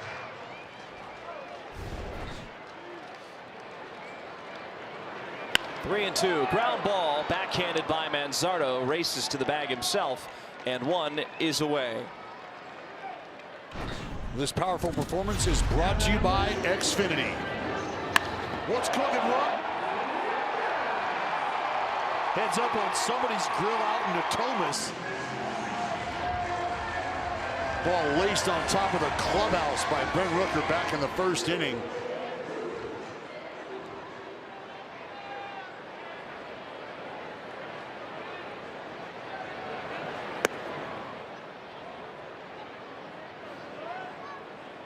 How about that? Brent Rooker. Game 355 is the DH, third on the list for the Athletics. Just tied Mitchell Page. And if all goes according to plan, he'll catch up with Chris Davis this year, likely.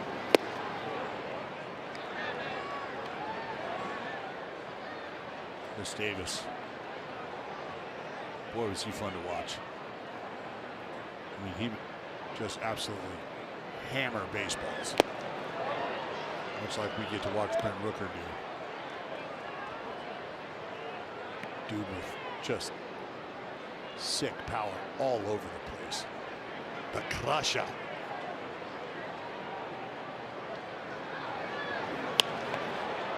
Popped up, shallow right. Bazana goes out and makes the catch. 2 gone.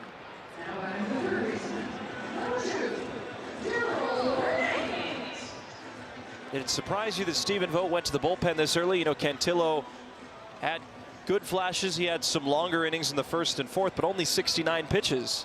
No, it didn't. I think just some of the struggle that you'd watch both guys go through, I think you could understand why the lift. You know, you start that fourth inning with back-to-back walks. Sure, you squeeze an out in there with Colby Thomas, but I mean, the out was, you know, a sac bunt. And then you give up back-to-back knocks.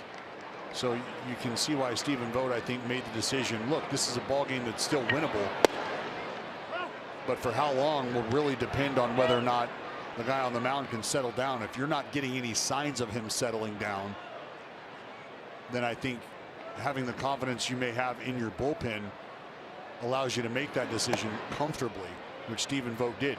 And remember, you're watching this game through the eyes of a manager or through the eyes of a catcher if you're Stephen Vogt, a guy who understands very well when the pitcher may or may not be at a point where he's either going to settle down or just hasn't been able to pin down the zone comfortably.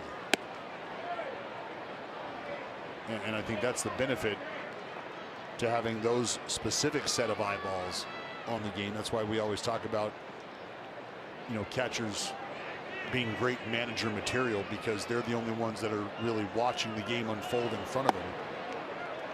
Bernays draws another walk, so he keeps the line moving with Soderstrom, who's 1 for 1 with a double, a walk, and a run scored.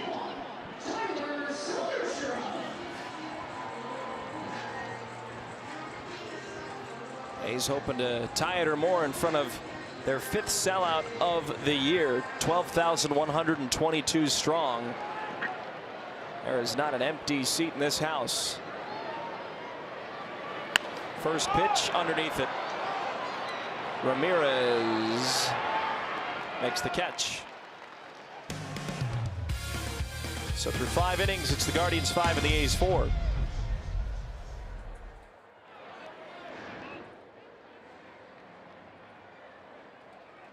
Don't miss out, folks. Following every Sunday day game, youngsters ages 14 and under are invited to the field to run the bases just like the pros do. You can create a memorable Sunday for the entire family. Come on out. You can secure your tickets for any Sunday home game and stick around for the post-game excitement. Well, we're in the 6th inning, 5-4 the score. It's been a tight game pretty much from the first pitch on. It's Bo Naylor who hits it in the air, foul, 1-1. Well, we've turned the calendar, DB. The A's had a 16-10 month of April. Very successful, a lot of highs, a lot to smile about. But May the 1st is a very big day in A's history. It sure is. Someone that you were very close to. Does 939 ring a bell? Not even close. Ricky into that patented step lead. Give me the bag. Show them what you done, Rick. 35 years ago to the day for the man of steel. And today, I am the greatest. That's right. What an iconic image. An iconic player. A man we miss dearly around here every day. Look at the resume. Just incredible. To have the longevity that he had. I mean, of 25 seasons, you spent 14 seasons with the A's. You don't even really see players getting to the 14-season mark nowadays. 25 seasons, and to have that level of consistency is nothing short of remarkable. This is one of the game's greatest players. And somebody, as you mentioned, is very dearly missed in the A's community and our organization all across baseball. You still see Henderson jerseys everywhere when the A's come to town. Oh, that's going to be a staple. That's not ever going to change. As long as we're playing this beautiful game, there will be children who get put to bed with stories about Rickey Henderson and what kind of player he was. A model of consistency in so many different areas. Leadoff power. Oh, Rickey could do that. Swipe a bag or two or 100. Rickey could do that. Base hit to right. I mean, there's, you know, Chris, in the Bay Area, you grew up with understanding what Rickey runs were. See, Stephen Kwan pulls a curveball through the right side, and that's when people realized what speed can do, what unbridled athleticism can do, and how it can impact a game, and as quickly as it can impact a game. Because when you were the power threat that Rickey was to start the ball game, you'd rather not be down one after the leadoff hitter pumps you out of the yard. So maybe you're not competitive in the zone. Last thing you want to do is end up walking Rickey, because Rickey's going to run. And Rickey ran and ran and ran and ran.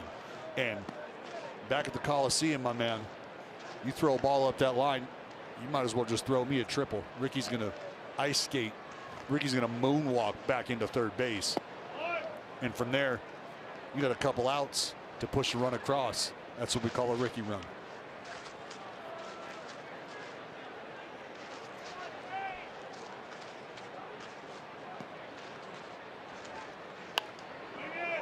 DeLauder fouls it away. 2 balls and a strike. You're talking about a dude who led the league 7 years in a row. 7 years in a row with bags. 11, 12 total years leading baseball. 12 years leading baseball. Ground ball, diving try by Wilson. It leaks into center field. Taking a turn is Kwan. He'll get to third. And again, aggressive base running for the Guardians. See if Hogan Harris remains in the game against Jose Ramirez, batting from the right side. And out comes Mark Kotsay.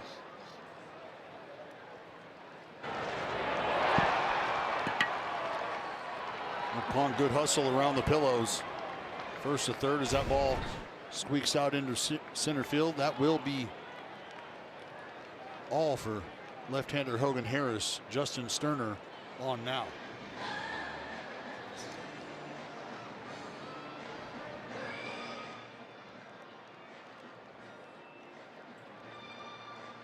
Justin Sterner is in the game.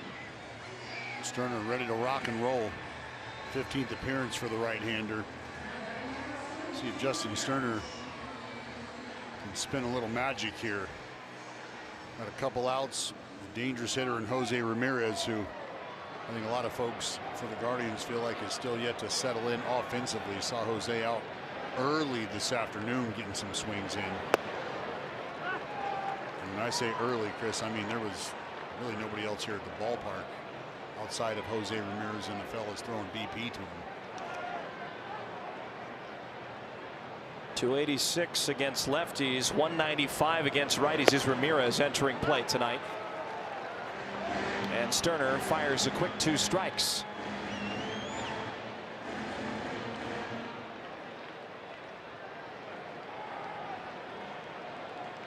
Wilson playing up the middle.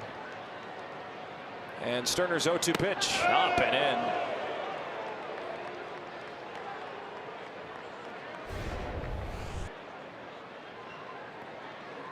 Look out.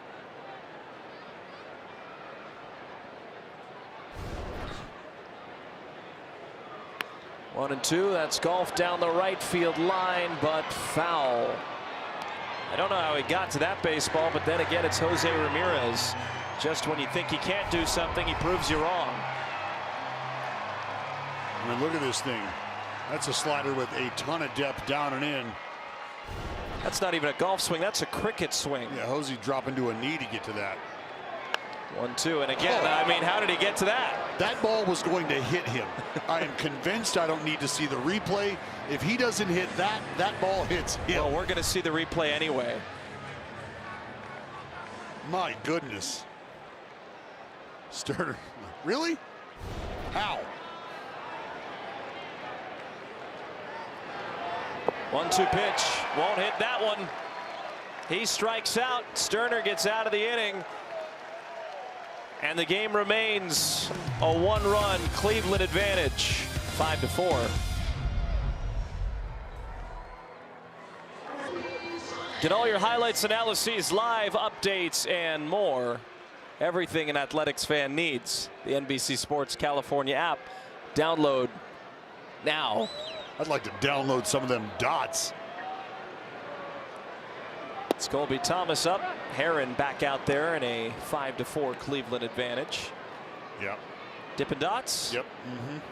I think that one's cookies and cream. You know what? I like where your head's at.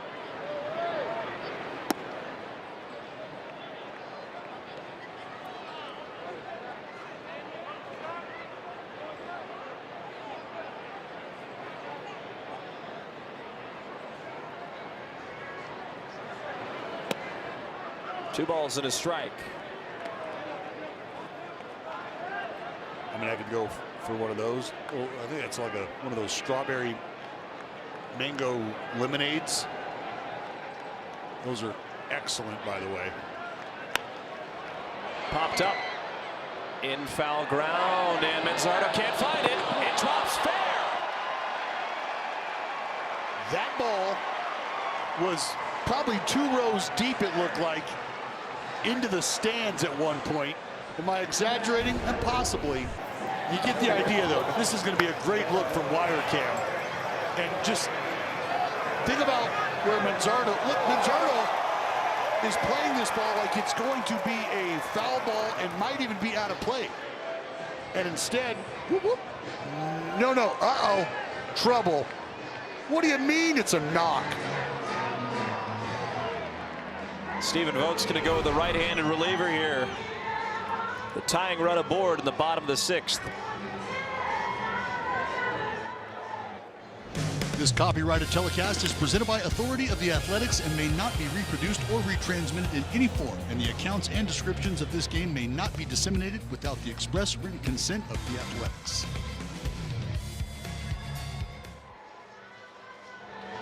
Was on this date in 2010, Josh Donaldson in his 3rd career plate appearance hit a home run for his first career hit. It was in Toronto. Ironically, he would go on to play and win the American League MVP with those same Blue Jays. That was pre-bringer of rain. Well, Stephen Vogt opting to head to the bullpen. It's Matt Festa trying to take care of Lawrence Butler here in the ball game now. Butler comes off the bench and takes down low, 1 ball and no strikes. Well, for Festa against left-handed hitters, lefties are hitting .292. Thomas's speed on first after a bloop single.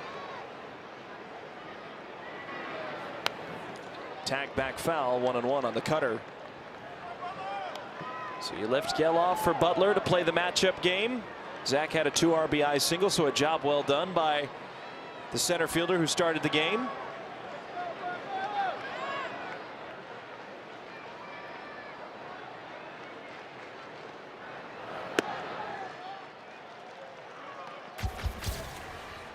Take you back to middle of the week. Lawrence Butler got a little wrinkle off of Michael Wacha. Absolutely crushed onto the berm. 2-1 ground ball to second base. Quick turn for Bazana. To first. Butler's able to beat it out. 4-6 on the fielder's choice play.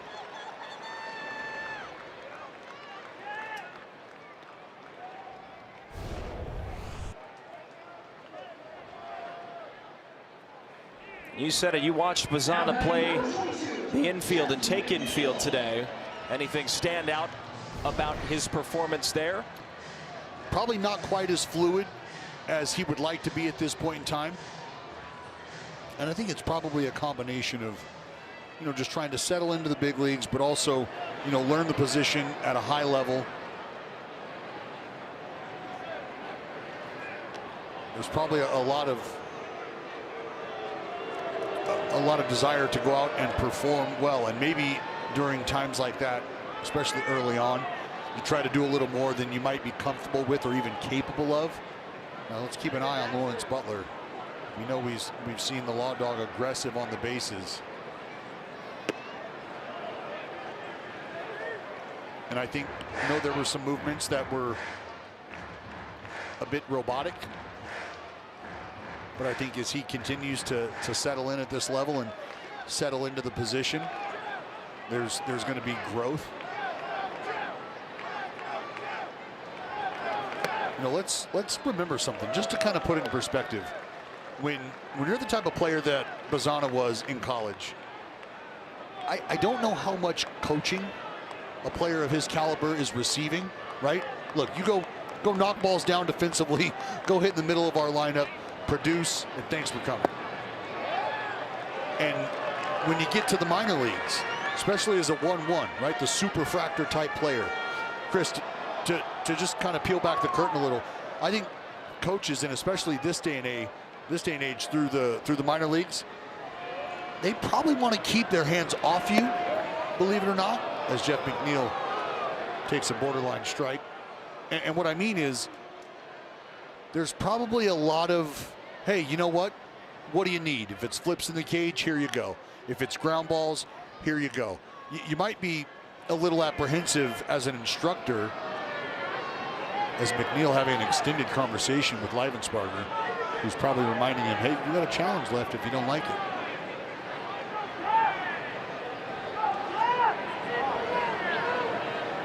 Three balls and a strike to McNeil with Butler on first.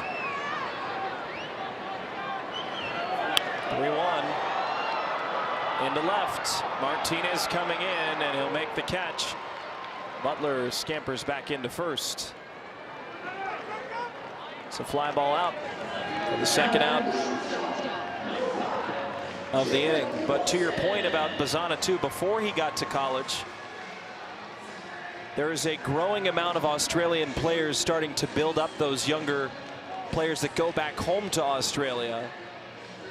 And Australian baseball has never been more popular than it is right now. But I wonder if he was going back to Australia after, his college season ended for any extended period of time, because he has some friendships with some former Australian major leaguers, right? Sure. And the idea, though, is when you think about coming from the collegiate level and being allowed to just go out and play the game, refining your skill set is something that, unfortunately, Butler's out. Yep. Gets caught on the base paths. That's how the sixth will end. 5-4.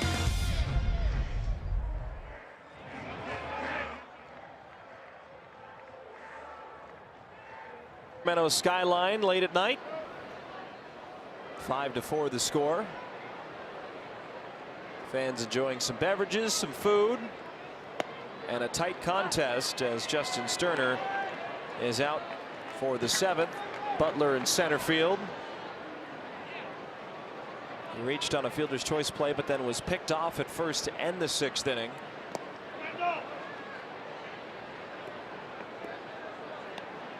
Well, we told you that Lawrence Butler we've seen him aggressive on the base path.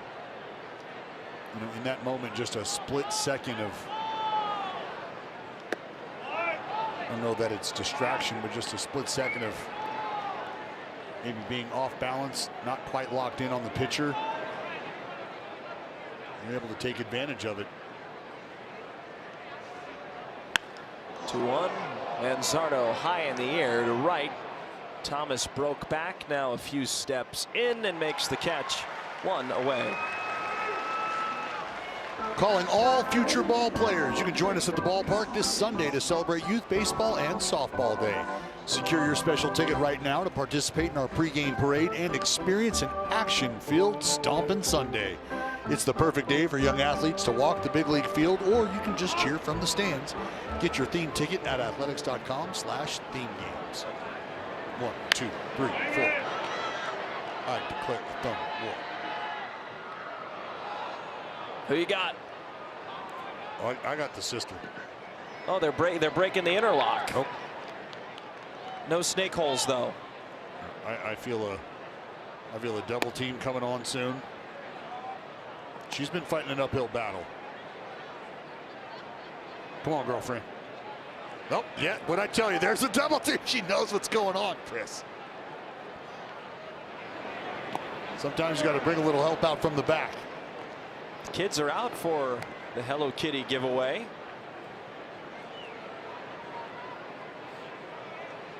AAPI night as well,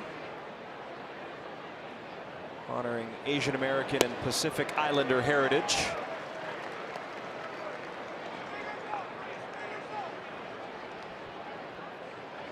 I'm always a huge fan of the cultural events at the ballpark for a lot of different reasons. I think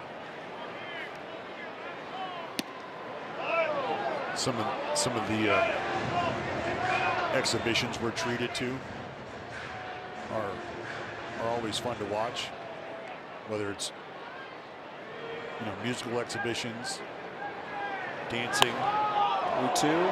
Hoskins to deep left. Soderstrom goes back, and it is gone.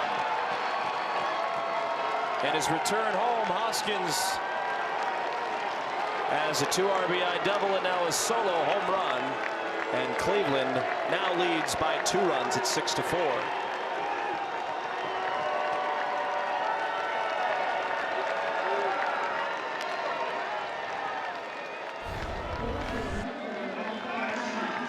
You're right. Back at home, the Sacktown Stinger stung a slider.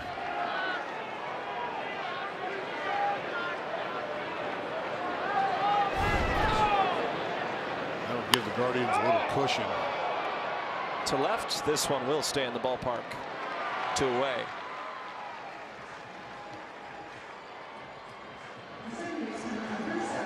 This is what we were mentioning. You got Drummond dancing going on.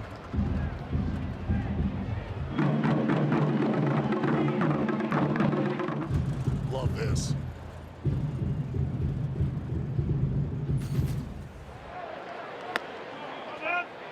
The pageantry. Chris, as a boy, I spent a lot of time at the Filipino Culture Center in Stockton, California, and I mean the music, the holiday exhibitions, fantastic. I mean, during Chinese New Year there were incredible exhibitions down near the waterfront in Stockton, and we are in an area that is rich and vibrant in many different cultures, and I think it's awesome that you can come out to the ballpark and you get to experience these things.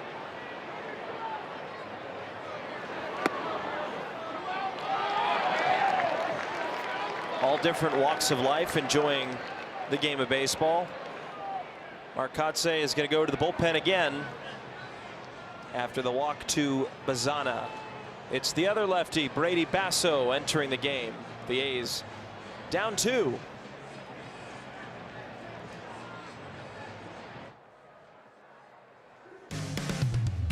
This telecast is brought to you by Toyota. Class-leading MPG and more hybrid models than any other brand. Toyota. Let's go places.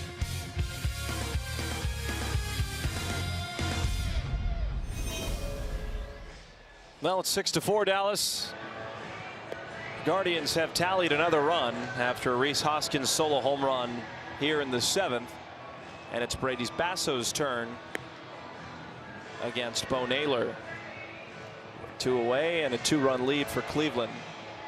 And I think both managers still with the feeling like this ball game is still winnable. And obviously Stephen Vogt with a little more confidence in that, with a couple run cushion here as this ball game starts to get into the latter stages. But I think Mark Kotsay feeling much of the same. He knows he's got an offense that can hurt you at any given moment. And it's always nice to be able to win game 1 of the series, especially if you're going to be running out 3 and 4 guys out of the bullpen on each side. Rangers do have activity in their bullpen. Looks like a right-hander, could possibly be Hunter Gaddis. Basso will throw over to first with Bazana reaching on the walk.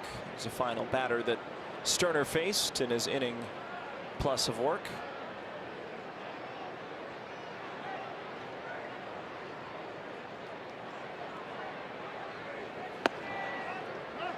Strike 1.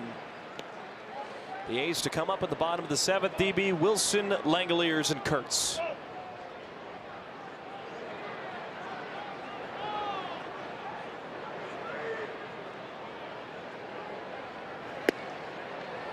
Strike 2.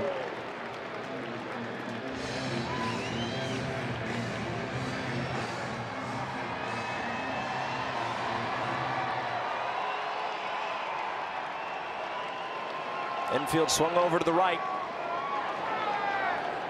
0-2 pitch. Fastball out. Where does he go now? Breaking ball here? Well, I liked the fastball there, and I was hoping that you might have got a little more feedback there from Naylor. But I think if it was slightly more competitive, that'd be the case. And he's got a good curveball. See if we get that one. Check swing. Did he go? No, he did not. The cut fastball.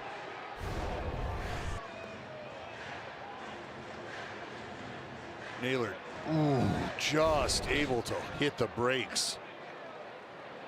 He pulled the e-brake there. 2-2. Popped into the A's dugout.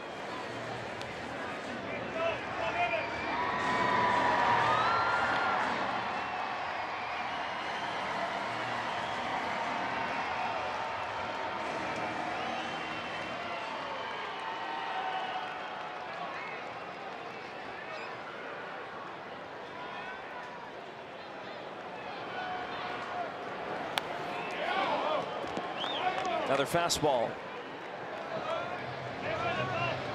That bat has featured only fastballs. A few four-seamers, a cutter in there.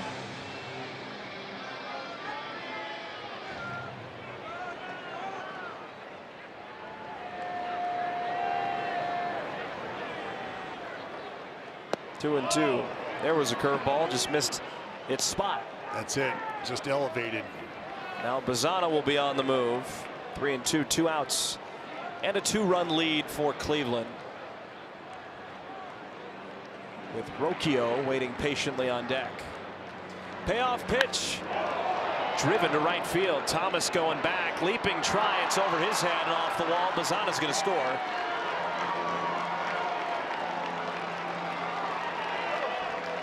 Seven to 4. 3-run lead for Cleveland. Well, it's another cutter, and this time looks like it just kind of backs up a bit. Naylor able to get to it and drop the head of the bat on it. Colby Thomas headed back trying to leap and make a play.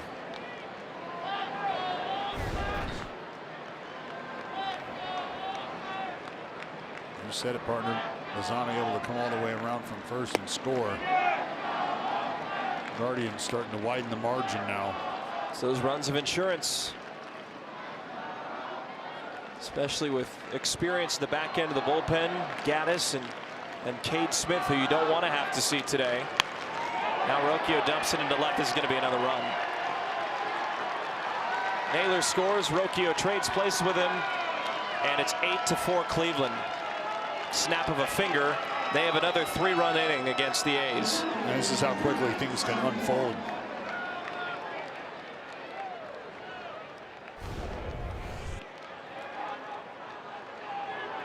Fastball in. Rocchio able to cover it.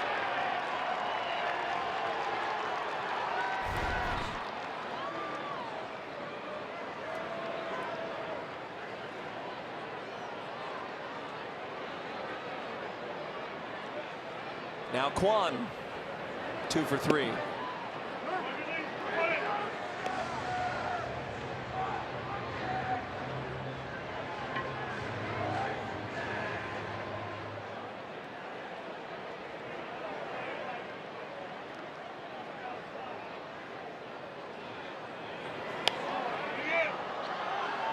Look, this offense for the Guardians, you knew was going to be able to put the baseball in play.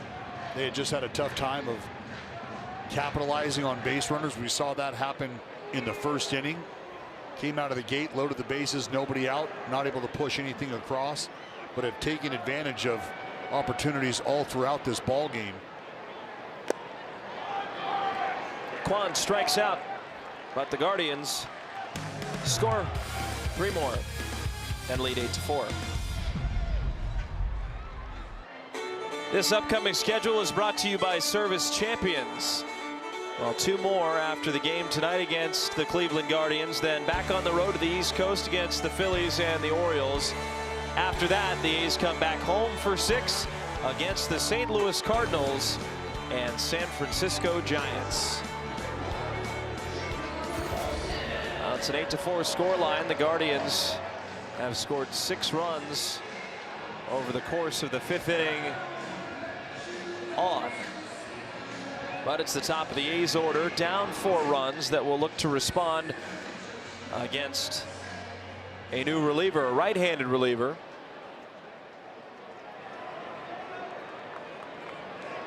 First pitch to Wilson is driven to left, but it will hook foul. If he kept that fair, it would have been a home run over the party deck.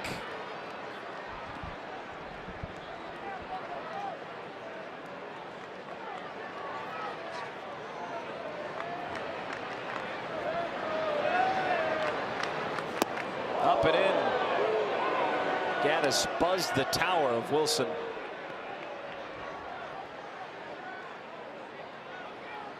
Got to work together, down 4 runs. This offense is capable of putting together big innings.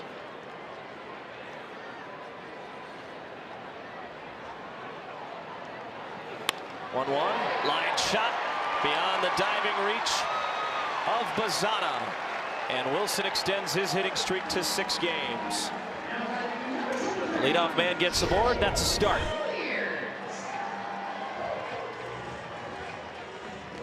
And again, when you have guys that have the innate ability to put the bat on the ball, you like to see him at the top of the lineup for reasons just like this. Once the game gets going, that kind of goes away, but a good chance now to kind of claw back for this Athletics club. See the numbers there for Hunter Gaddis, who Stephen Vogt has tabbed here for the 7th inning. Right side open for Shea, who has a single and a run scored in this game. He's 1 for 3. He'll take a strike, 1-1. Top of the zone strike call.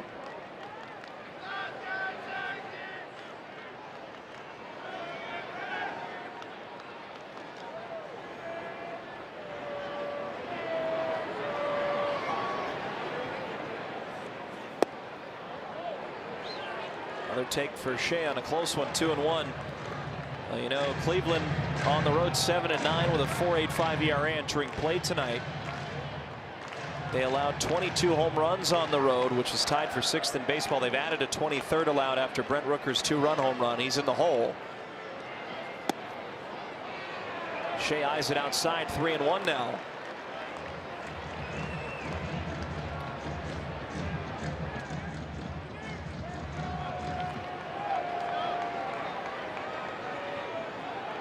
Hitter friendly count for Shea. 3-1 pitch. Gaddis lost him. Now a walk. First and second. Nobody out. Kurtz coming up. We talked about this yesterday. This club's ability to respond. Doesn't really matter who's coming up to the plate. Whether it's a vet, a rookie of the year, or one of the newer faces. They have bought in together, and that will coax a visit from Carl Willis. And this is the point, Chris. When you've got a guy like Nick Kurtz at the plate threatening, you know how quickly things can change. Happened yesterday. Big fella came up with a couple guys on base, pounded a double out to center field. And it was Jacob Wilson and Shea Langoliers, respectively, who came across, and we're sitting in a very similar situation right now. You got to score at least one here. You have to score at least one. Yep. Which for Nick Kurtz, you're thinking, I have to get these guys over to second and third at least. That's the name of the game. This is a guy who, unless you've been living under a rock, you know what kind of threat he is. Wilson at second, Langoliers at first, nobody out. Pitch to Kurtz. He swings on it and fouls it out of play. One thing that's been kind of a consensus message around the organization is this A's club at 17-14 has played well, but they haven't really even started to get hot offensively yet. No, there's several portions to this lineup that we know when clicking become very dangerous. And I talked about it at the beginning of this ball game. You see Mark Leiter starting to do the twist down there and loosen up. Now, once those spots start to get going, this lineup looks very different. And the fact that you've had a few different guys show up and be able to balance things out. We talk about Cortez and the wonderful surprise he's been. The fact that Zach Geloff has entered the fray and is playing center field regularly. 3 balls and a strike. Remember what Kurtz is chasing. Don't miss here. And Kurtz has already walked his way into the record books, could continue to do so should Hunter Gaddis want to pick a different poison. 3-1, called strike to Kurtz. That was a pitch to hit, but he took it. Well, I mean, it's elevated. I mean, right at the top of the strike zone, probably a strike by the looks of things.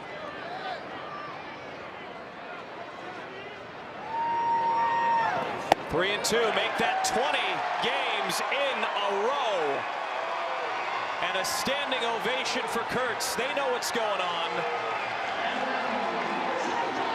Bases loaded, nobody out. Kurtz continuing to walk his way further into the record books. There's the list. Nick Kurtz just tied quite possibly the greatest baseball player of all time in Barry Bonds with 20 straight ball games with a walk. First pitch slider called strike. Rooker took it. And A on every base, need to score at least one, but with the bases loaded, nobody out there looking for much more than that. And that'll drop down into left center, a base hit. Wilson scores, Langoliers is held up, and Rooker brings home the 5th run of the game for the A's. Station to station they move. And a good way to keep that line moving. Bases loaded. Gaddis not wanting to put another guy on. Elevates a cutter. And Bryn Rooker able to serve it out into left field. And even with the speed of Shea Langoliers, he's going to get held up at third. Jacob Wilson comes on home. A's are able to tap one on. Stephen Vogt has seen enough from Gaddis. He's going to go to the bullpen as this A's club looking to mount a comeback here late. Join us as we honor those who serve. You can be there May 13th versus St. Louis Cardinals for Military Appreciation Night with special moments throughout the entire ballgame, recognizing active duty members, veterans, and their families. Purchase a special theme game ticket to receive an exclusive camo bucket hat. You can lock in your seats and be part of a meaningful night here at the ballpark at athletics.com/theme games. Is that a full moon? Looks like it. I mean, is that a blood moon? It's giving flower moon, to be honest. Well, here's to hoping the A's offense blooms here in the 7th inning with Eric Sabrowski on with the bases loaded and nobody out. Sabrowski's going to have to deal with Darryl Hernandez. Sabrowski's been outstanding against either side of the platoon. Righty's hitting just 179 against the southpaw.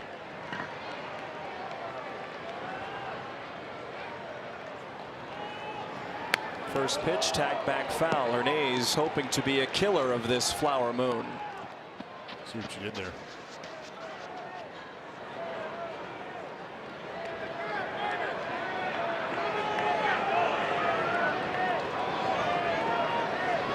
Be traded to 2 full moons this month of May. In the dirt, blocked well by Naylor.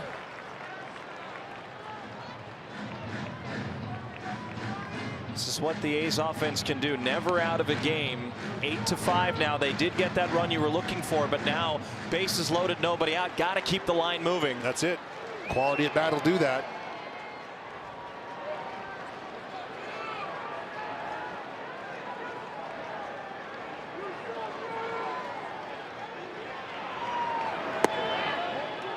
Doesn't go, at least for the moment. Naylor's going to challenge, and he might have a case here. I think Naylor all over it. The call turn. There's one challenge remaining.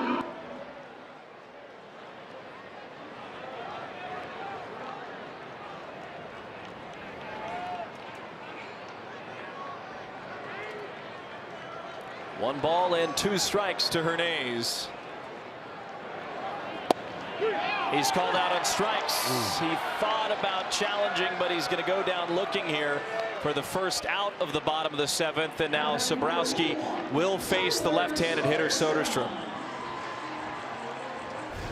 Well, I think you can see why Hernandez opted to not challenge. And I think in that moment, what you see as a hitter, you know, partial frustration and partial thinking that this is an opportunity that I might be able to buy myself another chance to contribute.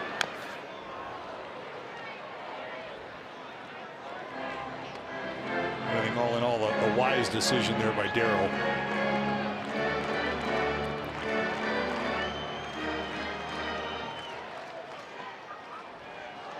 Langoliers on third, Kurtz on second, Rooker at first. 0-1, big cut behind 0-2. Left-handers hitting just 105 against Sabrowski. Told you 179 against righties. And he's been dominant from both sides.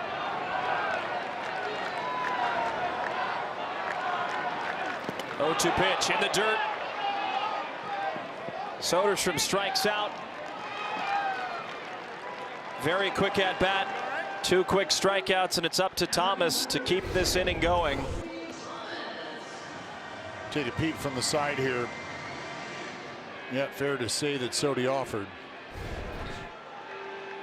That actually caught a piece of Shane Livensparger. If it didn't, it goes all the way to the backstop and likely scores Langoliers for the 6th run for the A's. Thomas had a bloop single his last time up. Bases loaded against a lefty. drive deep left center field. Back goes Martinez at the wall. It is caught. It was Kwan to make the catch. Oh, heartbreaking. Stephen Kwan, the four-time Gold Glover who didn't start in center field, makes an amazing catch.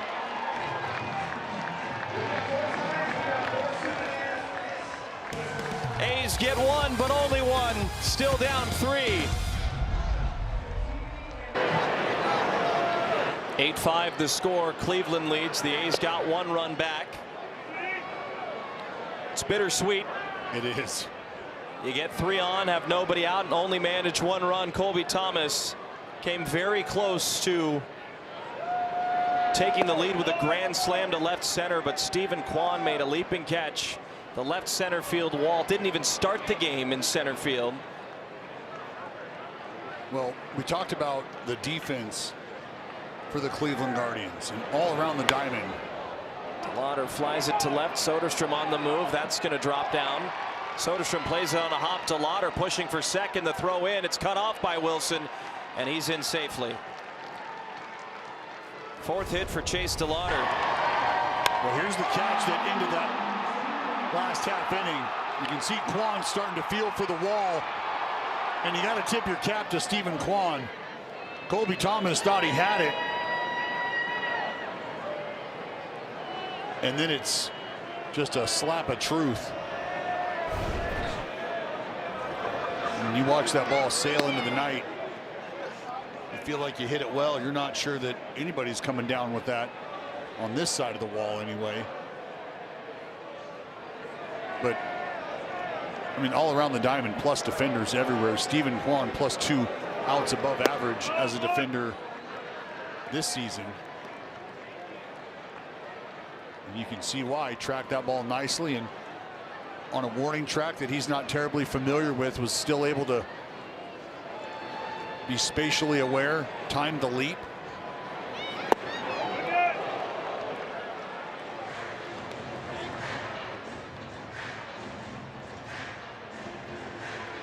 Well, the A's are down 3 runs, hoping to keep it that way.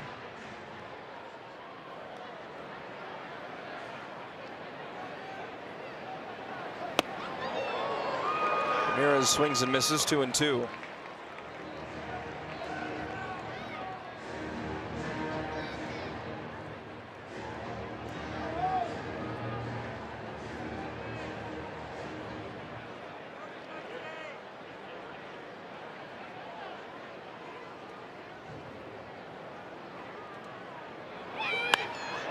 Sprayed to right, foul.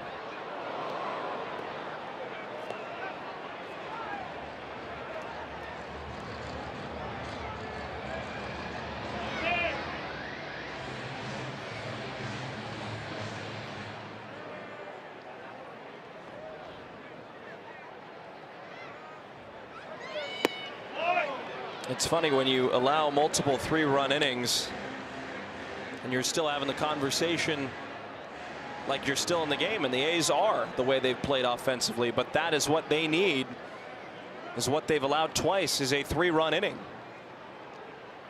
3-2 pitch, fouled off. And I can understand why Guardians fans feel like this team is, in their team being the Guardians, not quite living up to the expectation, but still very confident in what this team can do. Because when they start to take advantage, as Jose Ramirez works a walk, Guards will have runners on first and second here, nobody out. You get the sense that the team is just a few at-bats away from having a very different outcome inning to inning. And I think tonight you have seen why. The first inning was a great indication of why they have struggled to score runs. And then really the rest of the ball game shows you why they believe they can score runs and have just had a tough time doing so. They've done a great job of being patient at the plate. You've seen them flex the power.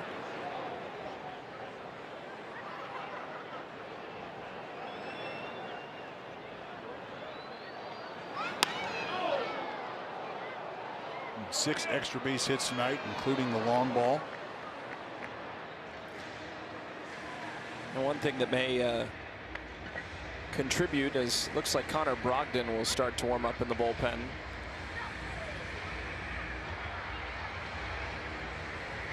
Is that some of the Guardians broadcasters and press here said one thing they're happy about here is they've got a daytime getaway day. They have not had many of those at all, which may factor into a few of those losses. Hit on a short hop to first. Tagging is Kurtz, flipping to the covering Basso, barehands it, but he can't complete it.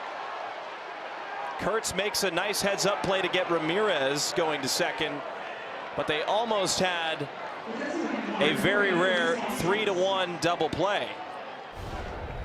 Well, this is an exceptional effort from Nick Kurtz, and I think wisely opting for the tag because he knows, number one, I got a better shot of running this guy down, Jose Ramirez, putting the tag on him, which he does, and then getting the ball over to Basso. It's tossed slightly behind him. Basso's got to barehand it, and this is why he's safe, as Basso's not able to corral it cleanly. From our angle, Chris, you didn't see the ball drop. Just a tough bounce for the Athletics, who will go to Joe Kunal now here in the 8th. 2 on, 1 out. We'll be back.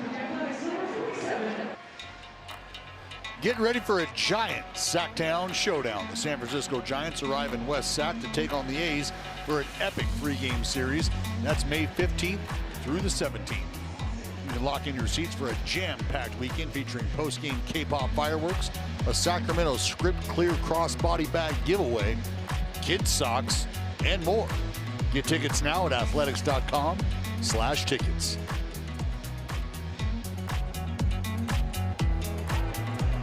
Rally caps are on. Inventive, different ways to wear them across the stadium. They've got the upward bill going. It's Rhys Hoskins, who has 3 RBIs today, 2 extra base hits, is 2 for 4, has a home run. This is his 2nd of the season. That happened last inning in the 3-run 7th. And it's Joel Kunal in right now. 2-0.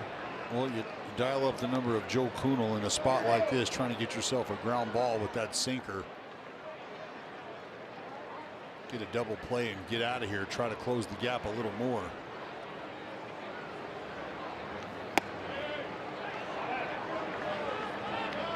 Three 3-0 to Hoskins, with Angel Martinez waiting on deck.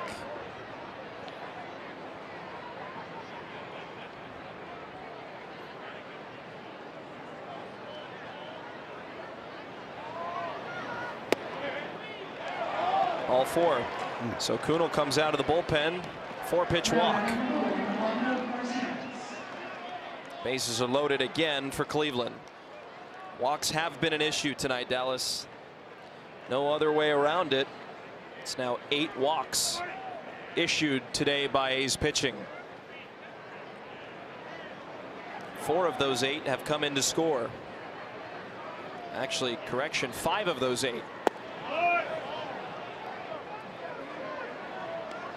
And that's why you just don't want to give up 90 feet in the big leagues. A free 90 feet can make all the difference in the world.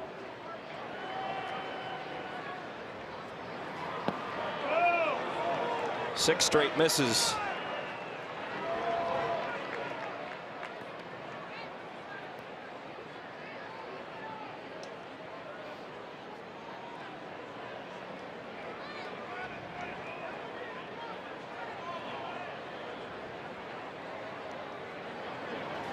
Seven. It's nowhere to put him. Nope. And you'd rather not put him on first.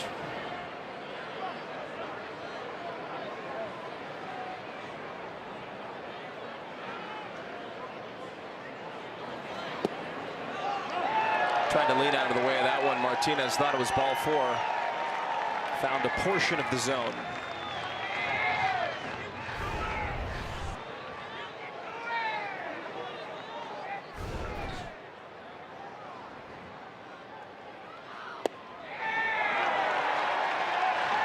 and it makes sense for Martinez to wait it out.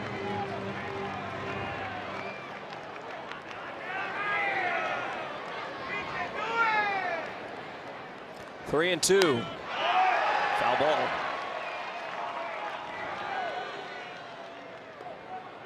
Rangers ended up beating the Tigers today on the road 5-4.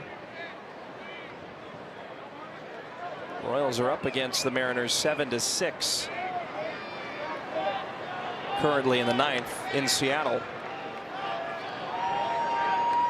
3-2. Ground ball to second. Could be two. Flip to Wilson. Has to throw hard to first. And they got him.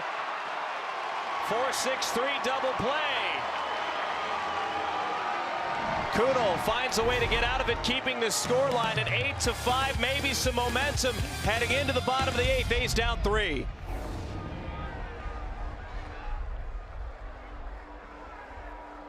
Toyota. 8-5, the Guardians lead. 8 runs off of 11 hits. Cantillo and Ginn both short starts. Chase Delauder a 4-hit performance with a pair of doubles, a pair of RBIs. Brent Rooker 2 for 4 as a 2-run home run, an RBI single. And it's 8-9-1 coming up for the A's, down 3 runs with limited time to come back in this game. They want it. Zone 4. Stand up. First pitch is outside to Butler. Came in as a pinch hitter in the 6th. He reached on a fielder's choice. He's 0 for 1. Popped up. Ramirez in the lights makes the catch. 1 down. It's Connor Brogdon in the game. On December 3rd of last year, he signed a 1-year, $900,000 major league deal with Cleveland that in some ways was trying to retool a bit of their bullpen. Has time with Philadelphia and more recently Los Angeles. In Anaheim, Neal takes strike 1. Well, we've gotten a good look at that bullpen tonight. Brogdon, the 5th reliever on for the Guardians this evening.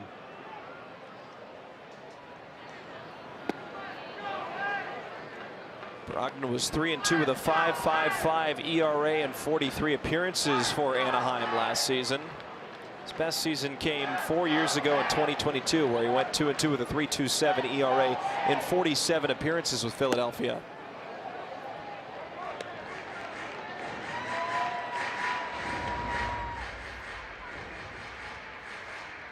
That's the guy you don't want to have to see. Yep. You could possibly see, very likely now, considering the scoreline. 3-1. Neal takes in.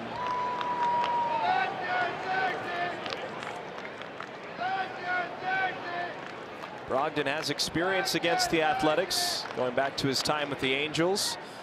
Now donning different colors. 3-1. Lined into right field, a base hit. That'll bump off the wall, and McNeil's going to take a turn for second. Throw in is cut off, and a standout. 1-out double. The 200th of his career. It's a lot of doubles.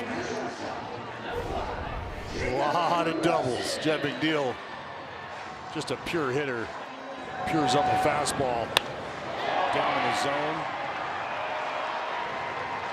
Hooked into the right. He'll cruise on into second. A's trying to make a little noise once again here. Be nice if you could push another one across. Wilson with another runner in scoring position. He'll take strike 1.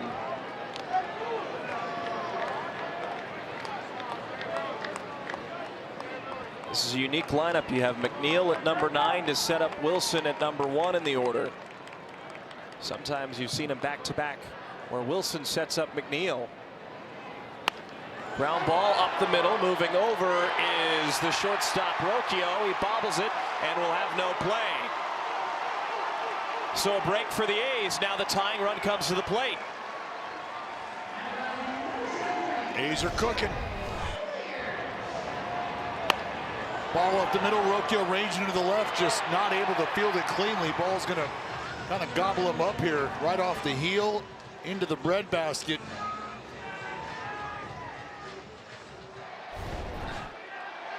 E6. Another opportunity. It's all you can ask for. That's it. Well, and look, Rocchio, one of the more sure-handed defenders on this club right now.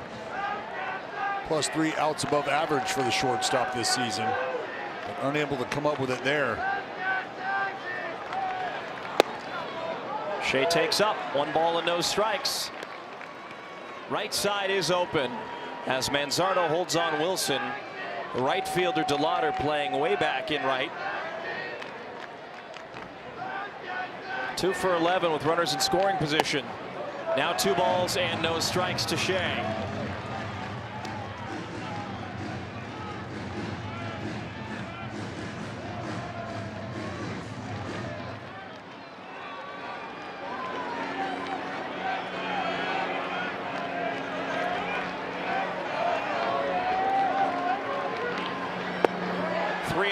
Hard take here, I think. If you can keep the line moving, sure. That's Shea Langoliers. Best pitch he gets to hit in this at bat very well may be this fastball he's about to get. And he does take it. 3-1. That same pitch comes across. Don't think he'll take it at 3-1. Might be sitting on somebody's windshield. Brogdon's 3-1 pitch. Ooh. Fouled off. Even if Langoliers goes down, you have Kurtz, who would represent the tying run coming up.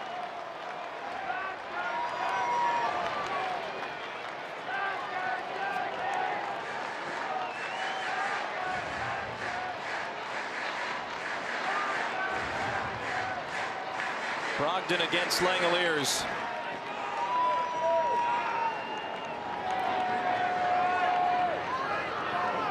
(3-2). Beat him with a 95-mile-per-hour fastball. 2 gone. And here comes Stephen Vogt. It looks like he'll go get Brogdon to go get Smith. No, just a challenge fastball. Your best, my best.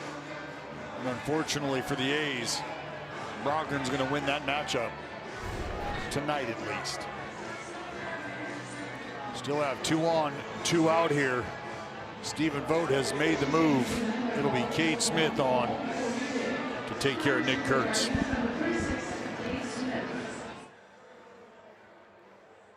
Well, here's the skinny, Dallas.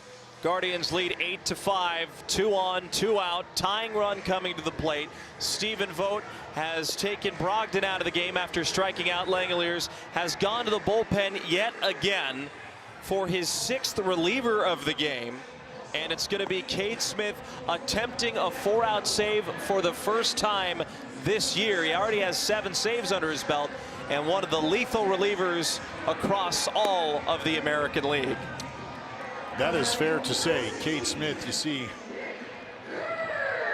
is saddled with the large task of taking care of Nick Kurtz here.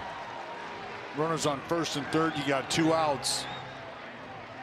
And what you don't want to do if you're Cade Smith is make a mistake. You don't want to make a mistake up.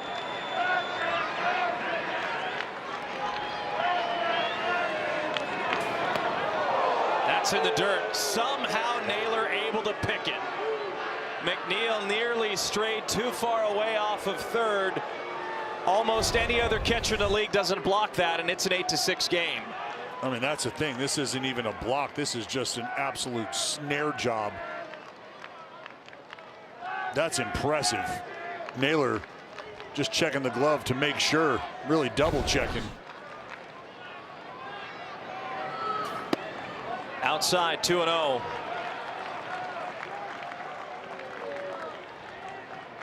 Kurtz looking for a pitch in a specific spot, DB. Up. See it up.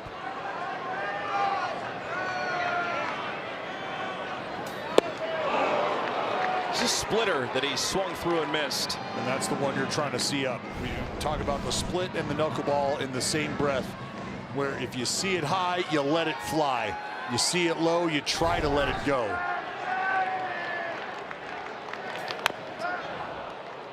There's the splitter again. Now count even at 2-2. And now this is where the 96, 97 plus fastball comes into play for Cade Smith. You can elevate and try to sneak one by Nick Kurtz. But it better be higher than high.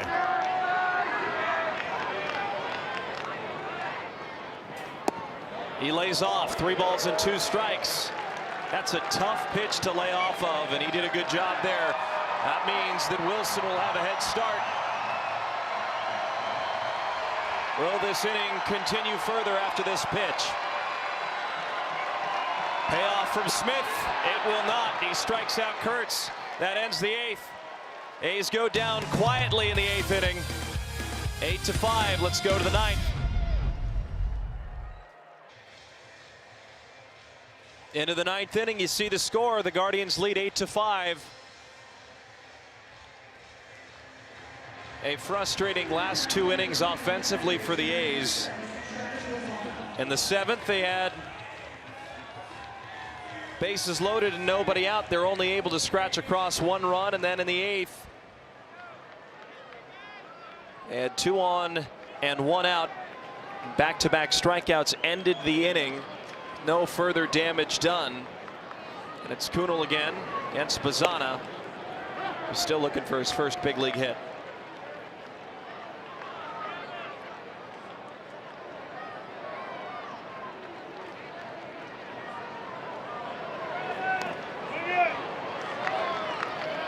DB, this month of May, think about last year, kind of bulletin board material for the A's after a very tough month of May in 2025. You know, this is the month they're trying to change that narrative in 2026. And you don't want to give it too much thought. I think what they experienced last year was just a very unfortunate series of events.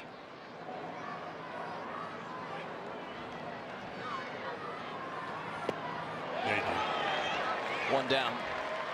I think some guys down there in the bullpen who had gotten off to very hot starts were asked to do a lot. And I think in a short amount of time answered the bell. And unfortunately, they leave some pitches up a couple days in a row. Things start to steamroll on you.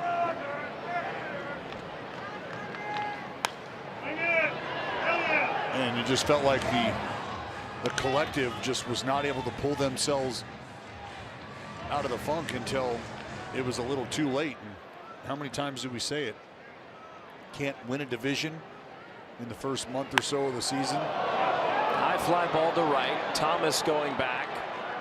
And at the wall, right in front of the wall, he makes the catch. But it feels like you can lose it, and I think last year kind of showed that, because this team was a completely different ball club later in the season. I mean, ended the season positively.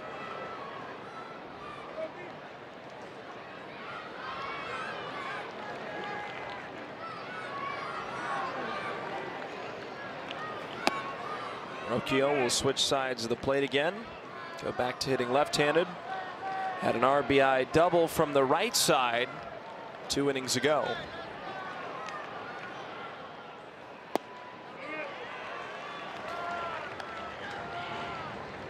Barring any changes, the A's to come up in the bottom of the 9th, Rooker, Hernandez, and Soderstrom. To second. That's out number 3. The A's have 3 outs to try and score 3 runs, or else it's game over. 8-5. And now for your play of the day, presented by your California Ford dealers. The hometown hero with a couple hits. 2 for 4 on the night for the Sacktown Stinger, Reese Hoskins. Back in the old stomping grounds. Again, homer and a double, pushed a few across for the boys. Unfortunately, Athletics just have not quite been able to keep pace with this Guardian offense, who, I'll say it again, have struggled to figure out how to score runs consistently. Felt like the ball game started that way for them tonight, leaving the bases full in the first inning. But since then, Chris, feels like every inning that they've had guys on base, maybe outside of a couple, they just have not been able to push any or had been able to capitalize. And the A's looking to do a little of the same here. Well, Rooker has a 2 for 4 night. It's tough to ask him to do anything more than what he's already done. Swinging on the first pitch, tipping it into Bo Naylor's glove. 0-1. 2-run home run, also has an RBI single. 3 RBIs today. Need to get base runners down 3 runs.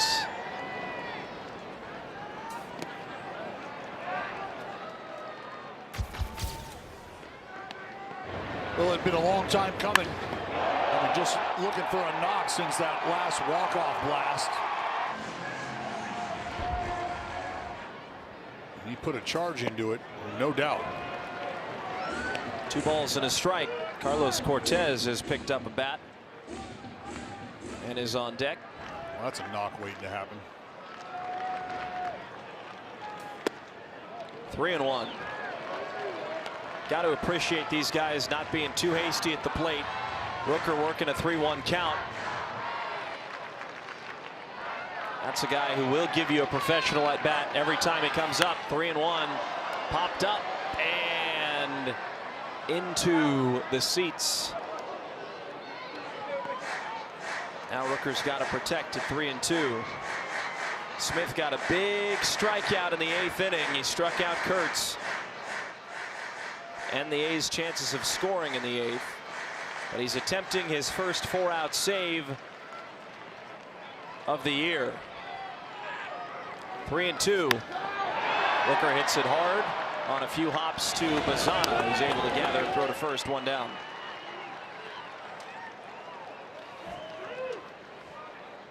So Cortez, Soderstrom, and hopefully many more, but it's Cortez and Soderstrom who represent the final 2 outs of the inning. Just looking for base runners. But I think you tip your cap tonight. Stephen Vogt and Mark Kotze both forced to play the matchup game very early. I think both have done everything they can in that regard.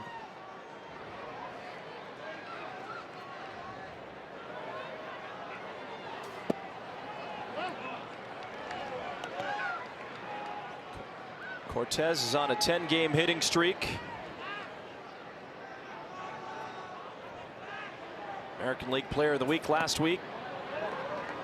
Need him to get aboard. Need Soderstrom to get aboard. And Colby Thomas would be next.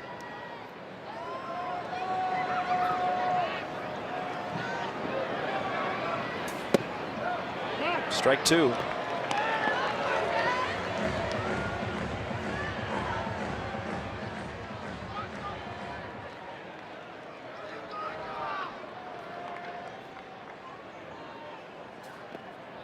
Down low, 2 balls and 2 strikes.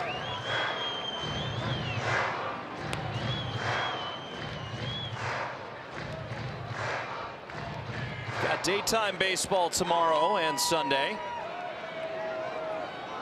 The A's would hope to win it in front of this crowd tonight. Flying foul. Yeah, we'll go home, sleep fast, and get right back at it tomorrow.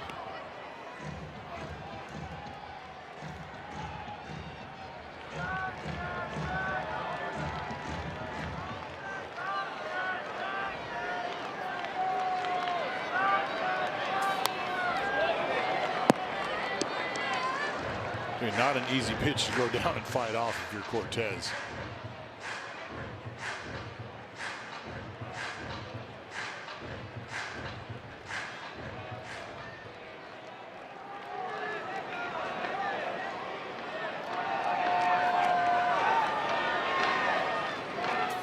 2-2.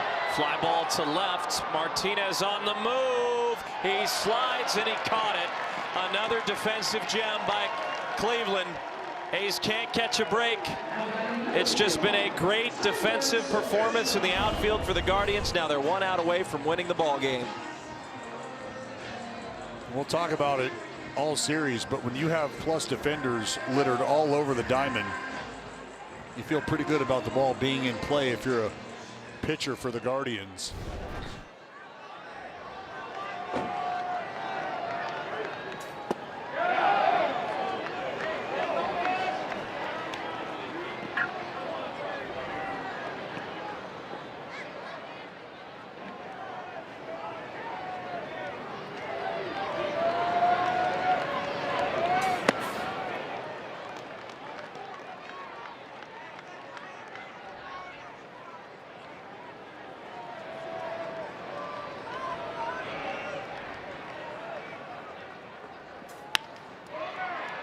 To first, this should do it.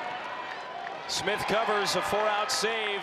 His 8th save of the year. Cleveland wins 8-5 in a frustrating game. The A's offense performed well, but just not well enough, as Cleveland claims game 1 with 2 more left to play on this homestand. Both managers forced to play the matchup game early. Unfortunately for the Athletics, it's Stephen Vogt and the Guardians who come away here in game 1.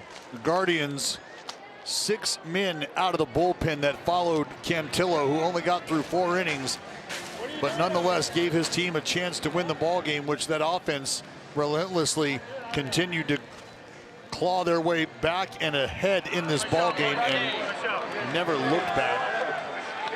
Guardians take game 1 here, 8-5.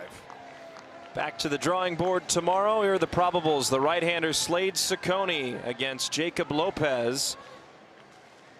That will be the battle tomorrow, starting at 1 o'clock. Coverage at 12:30 p.m. That's it for us. But stay tuned, folks. A's Cast with Chris Townsend and Steve Sachs on NBC Sports, presented by Toyota, starts right now.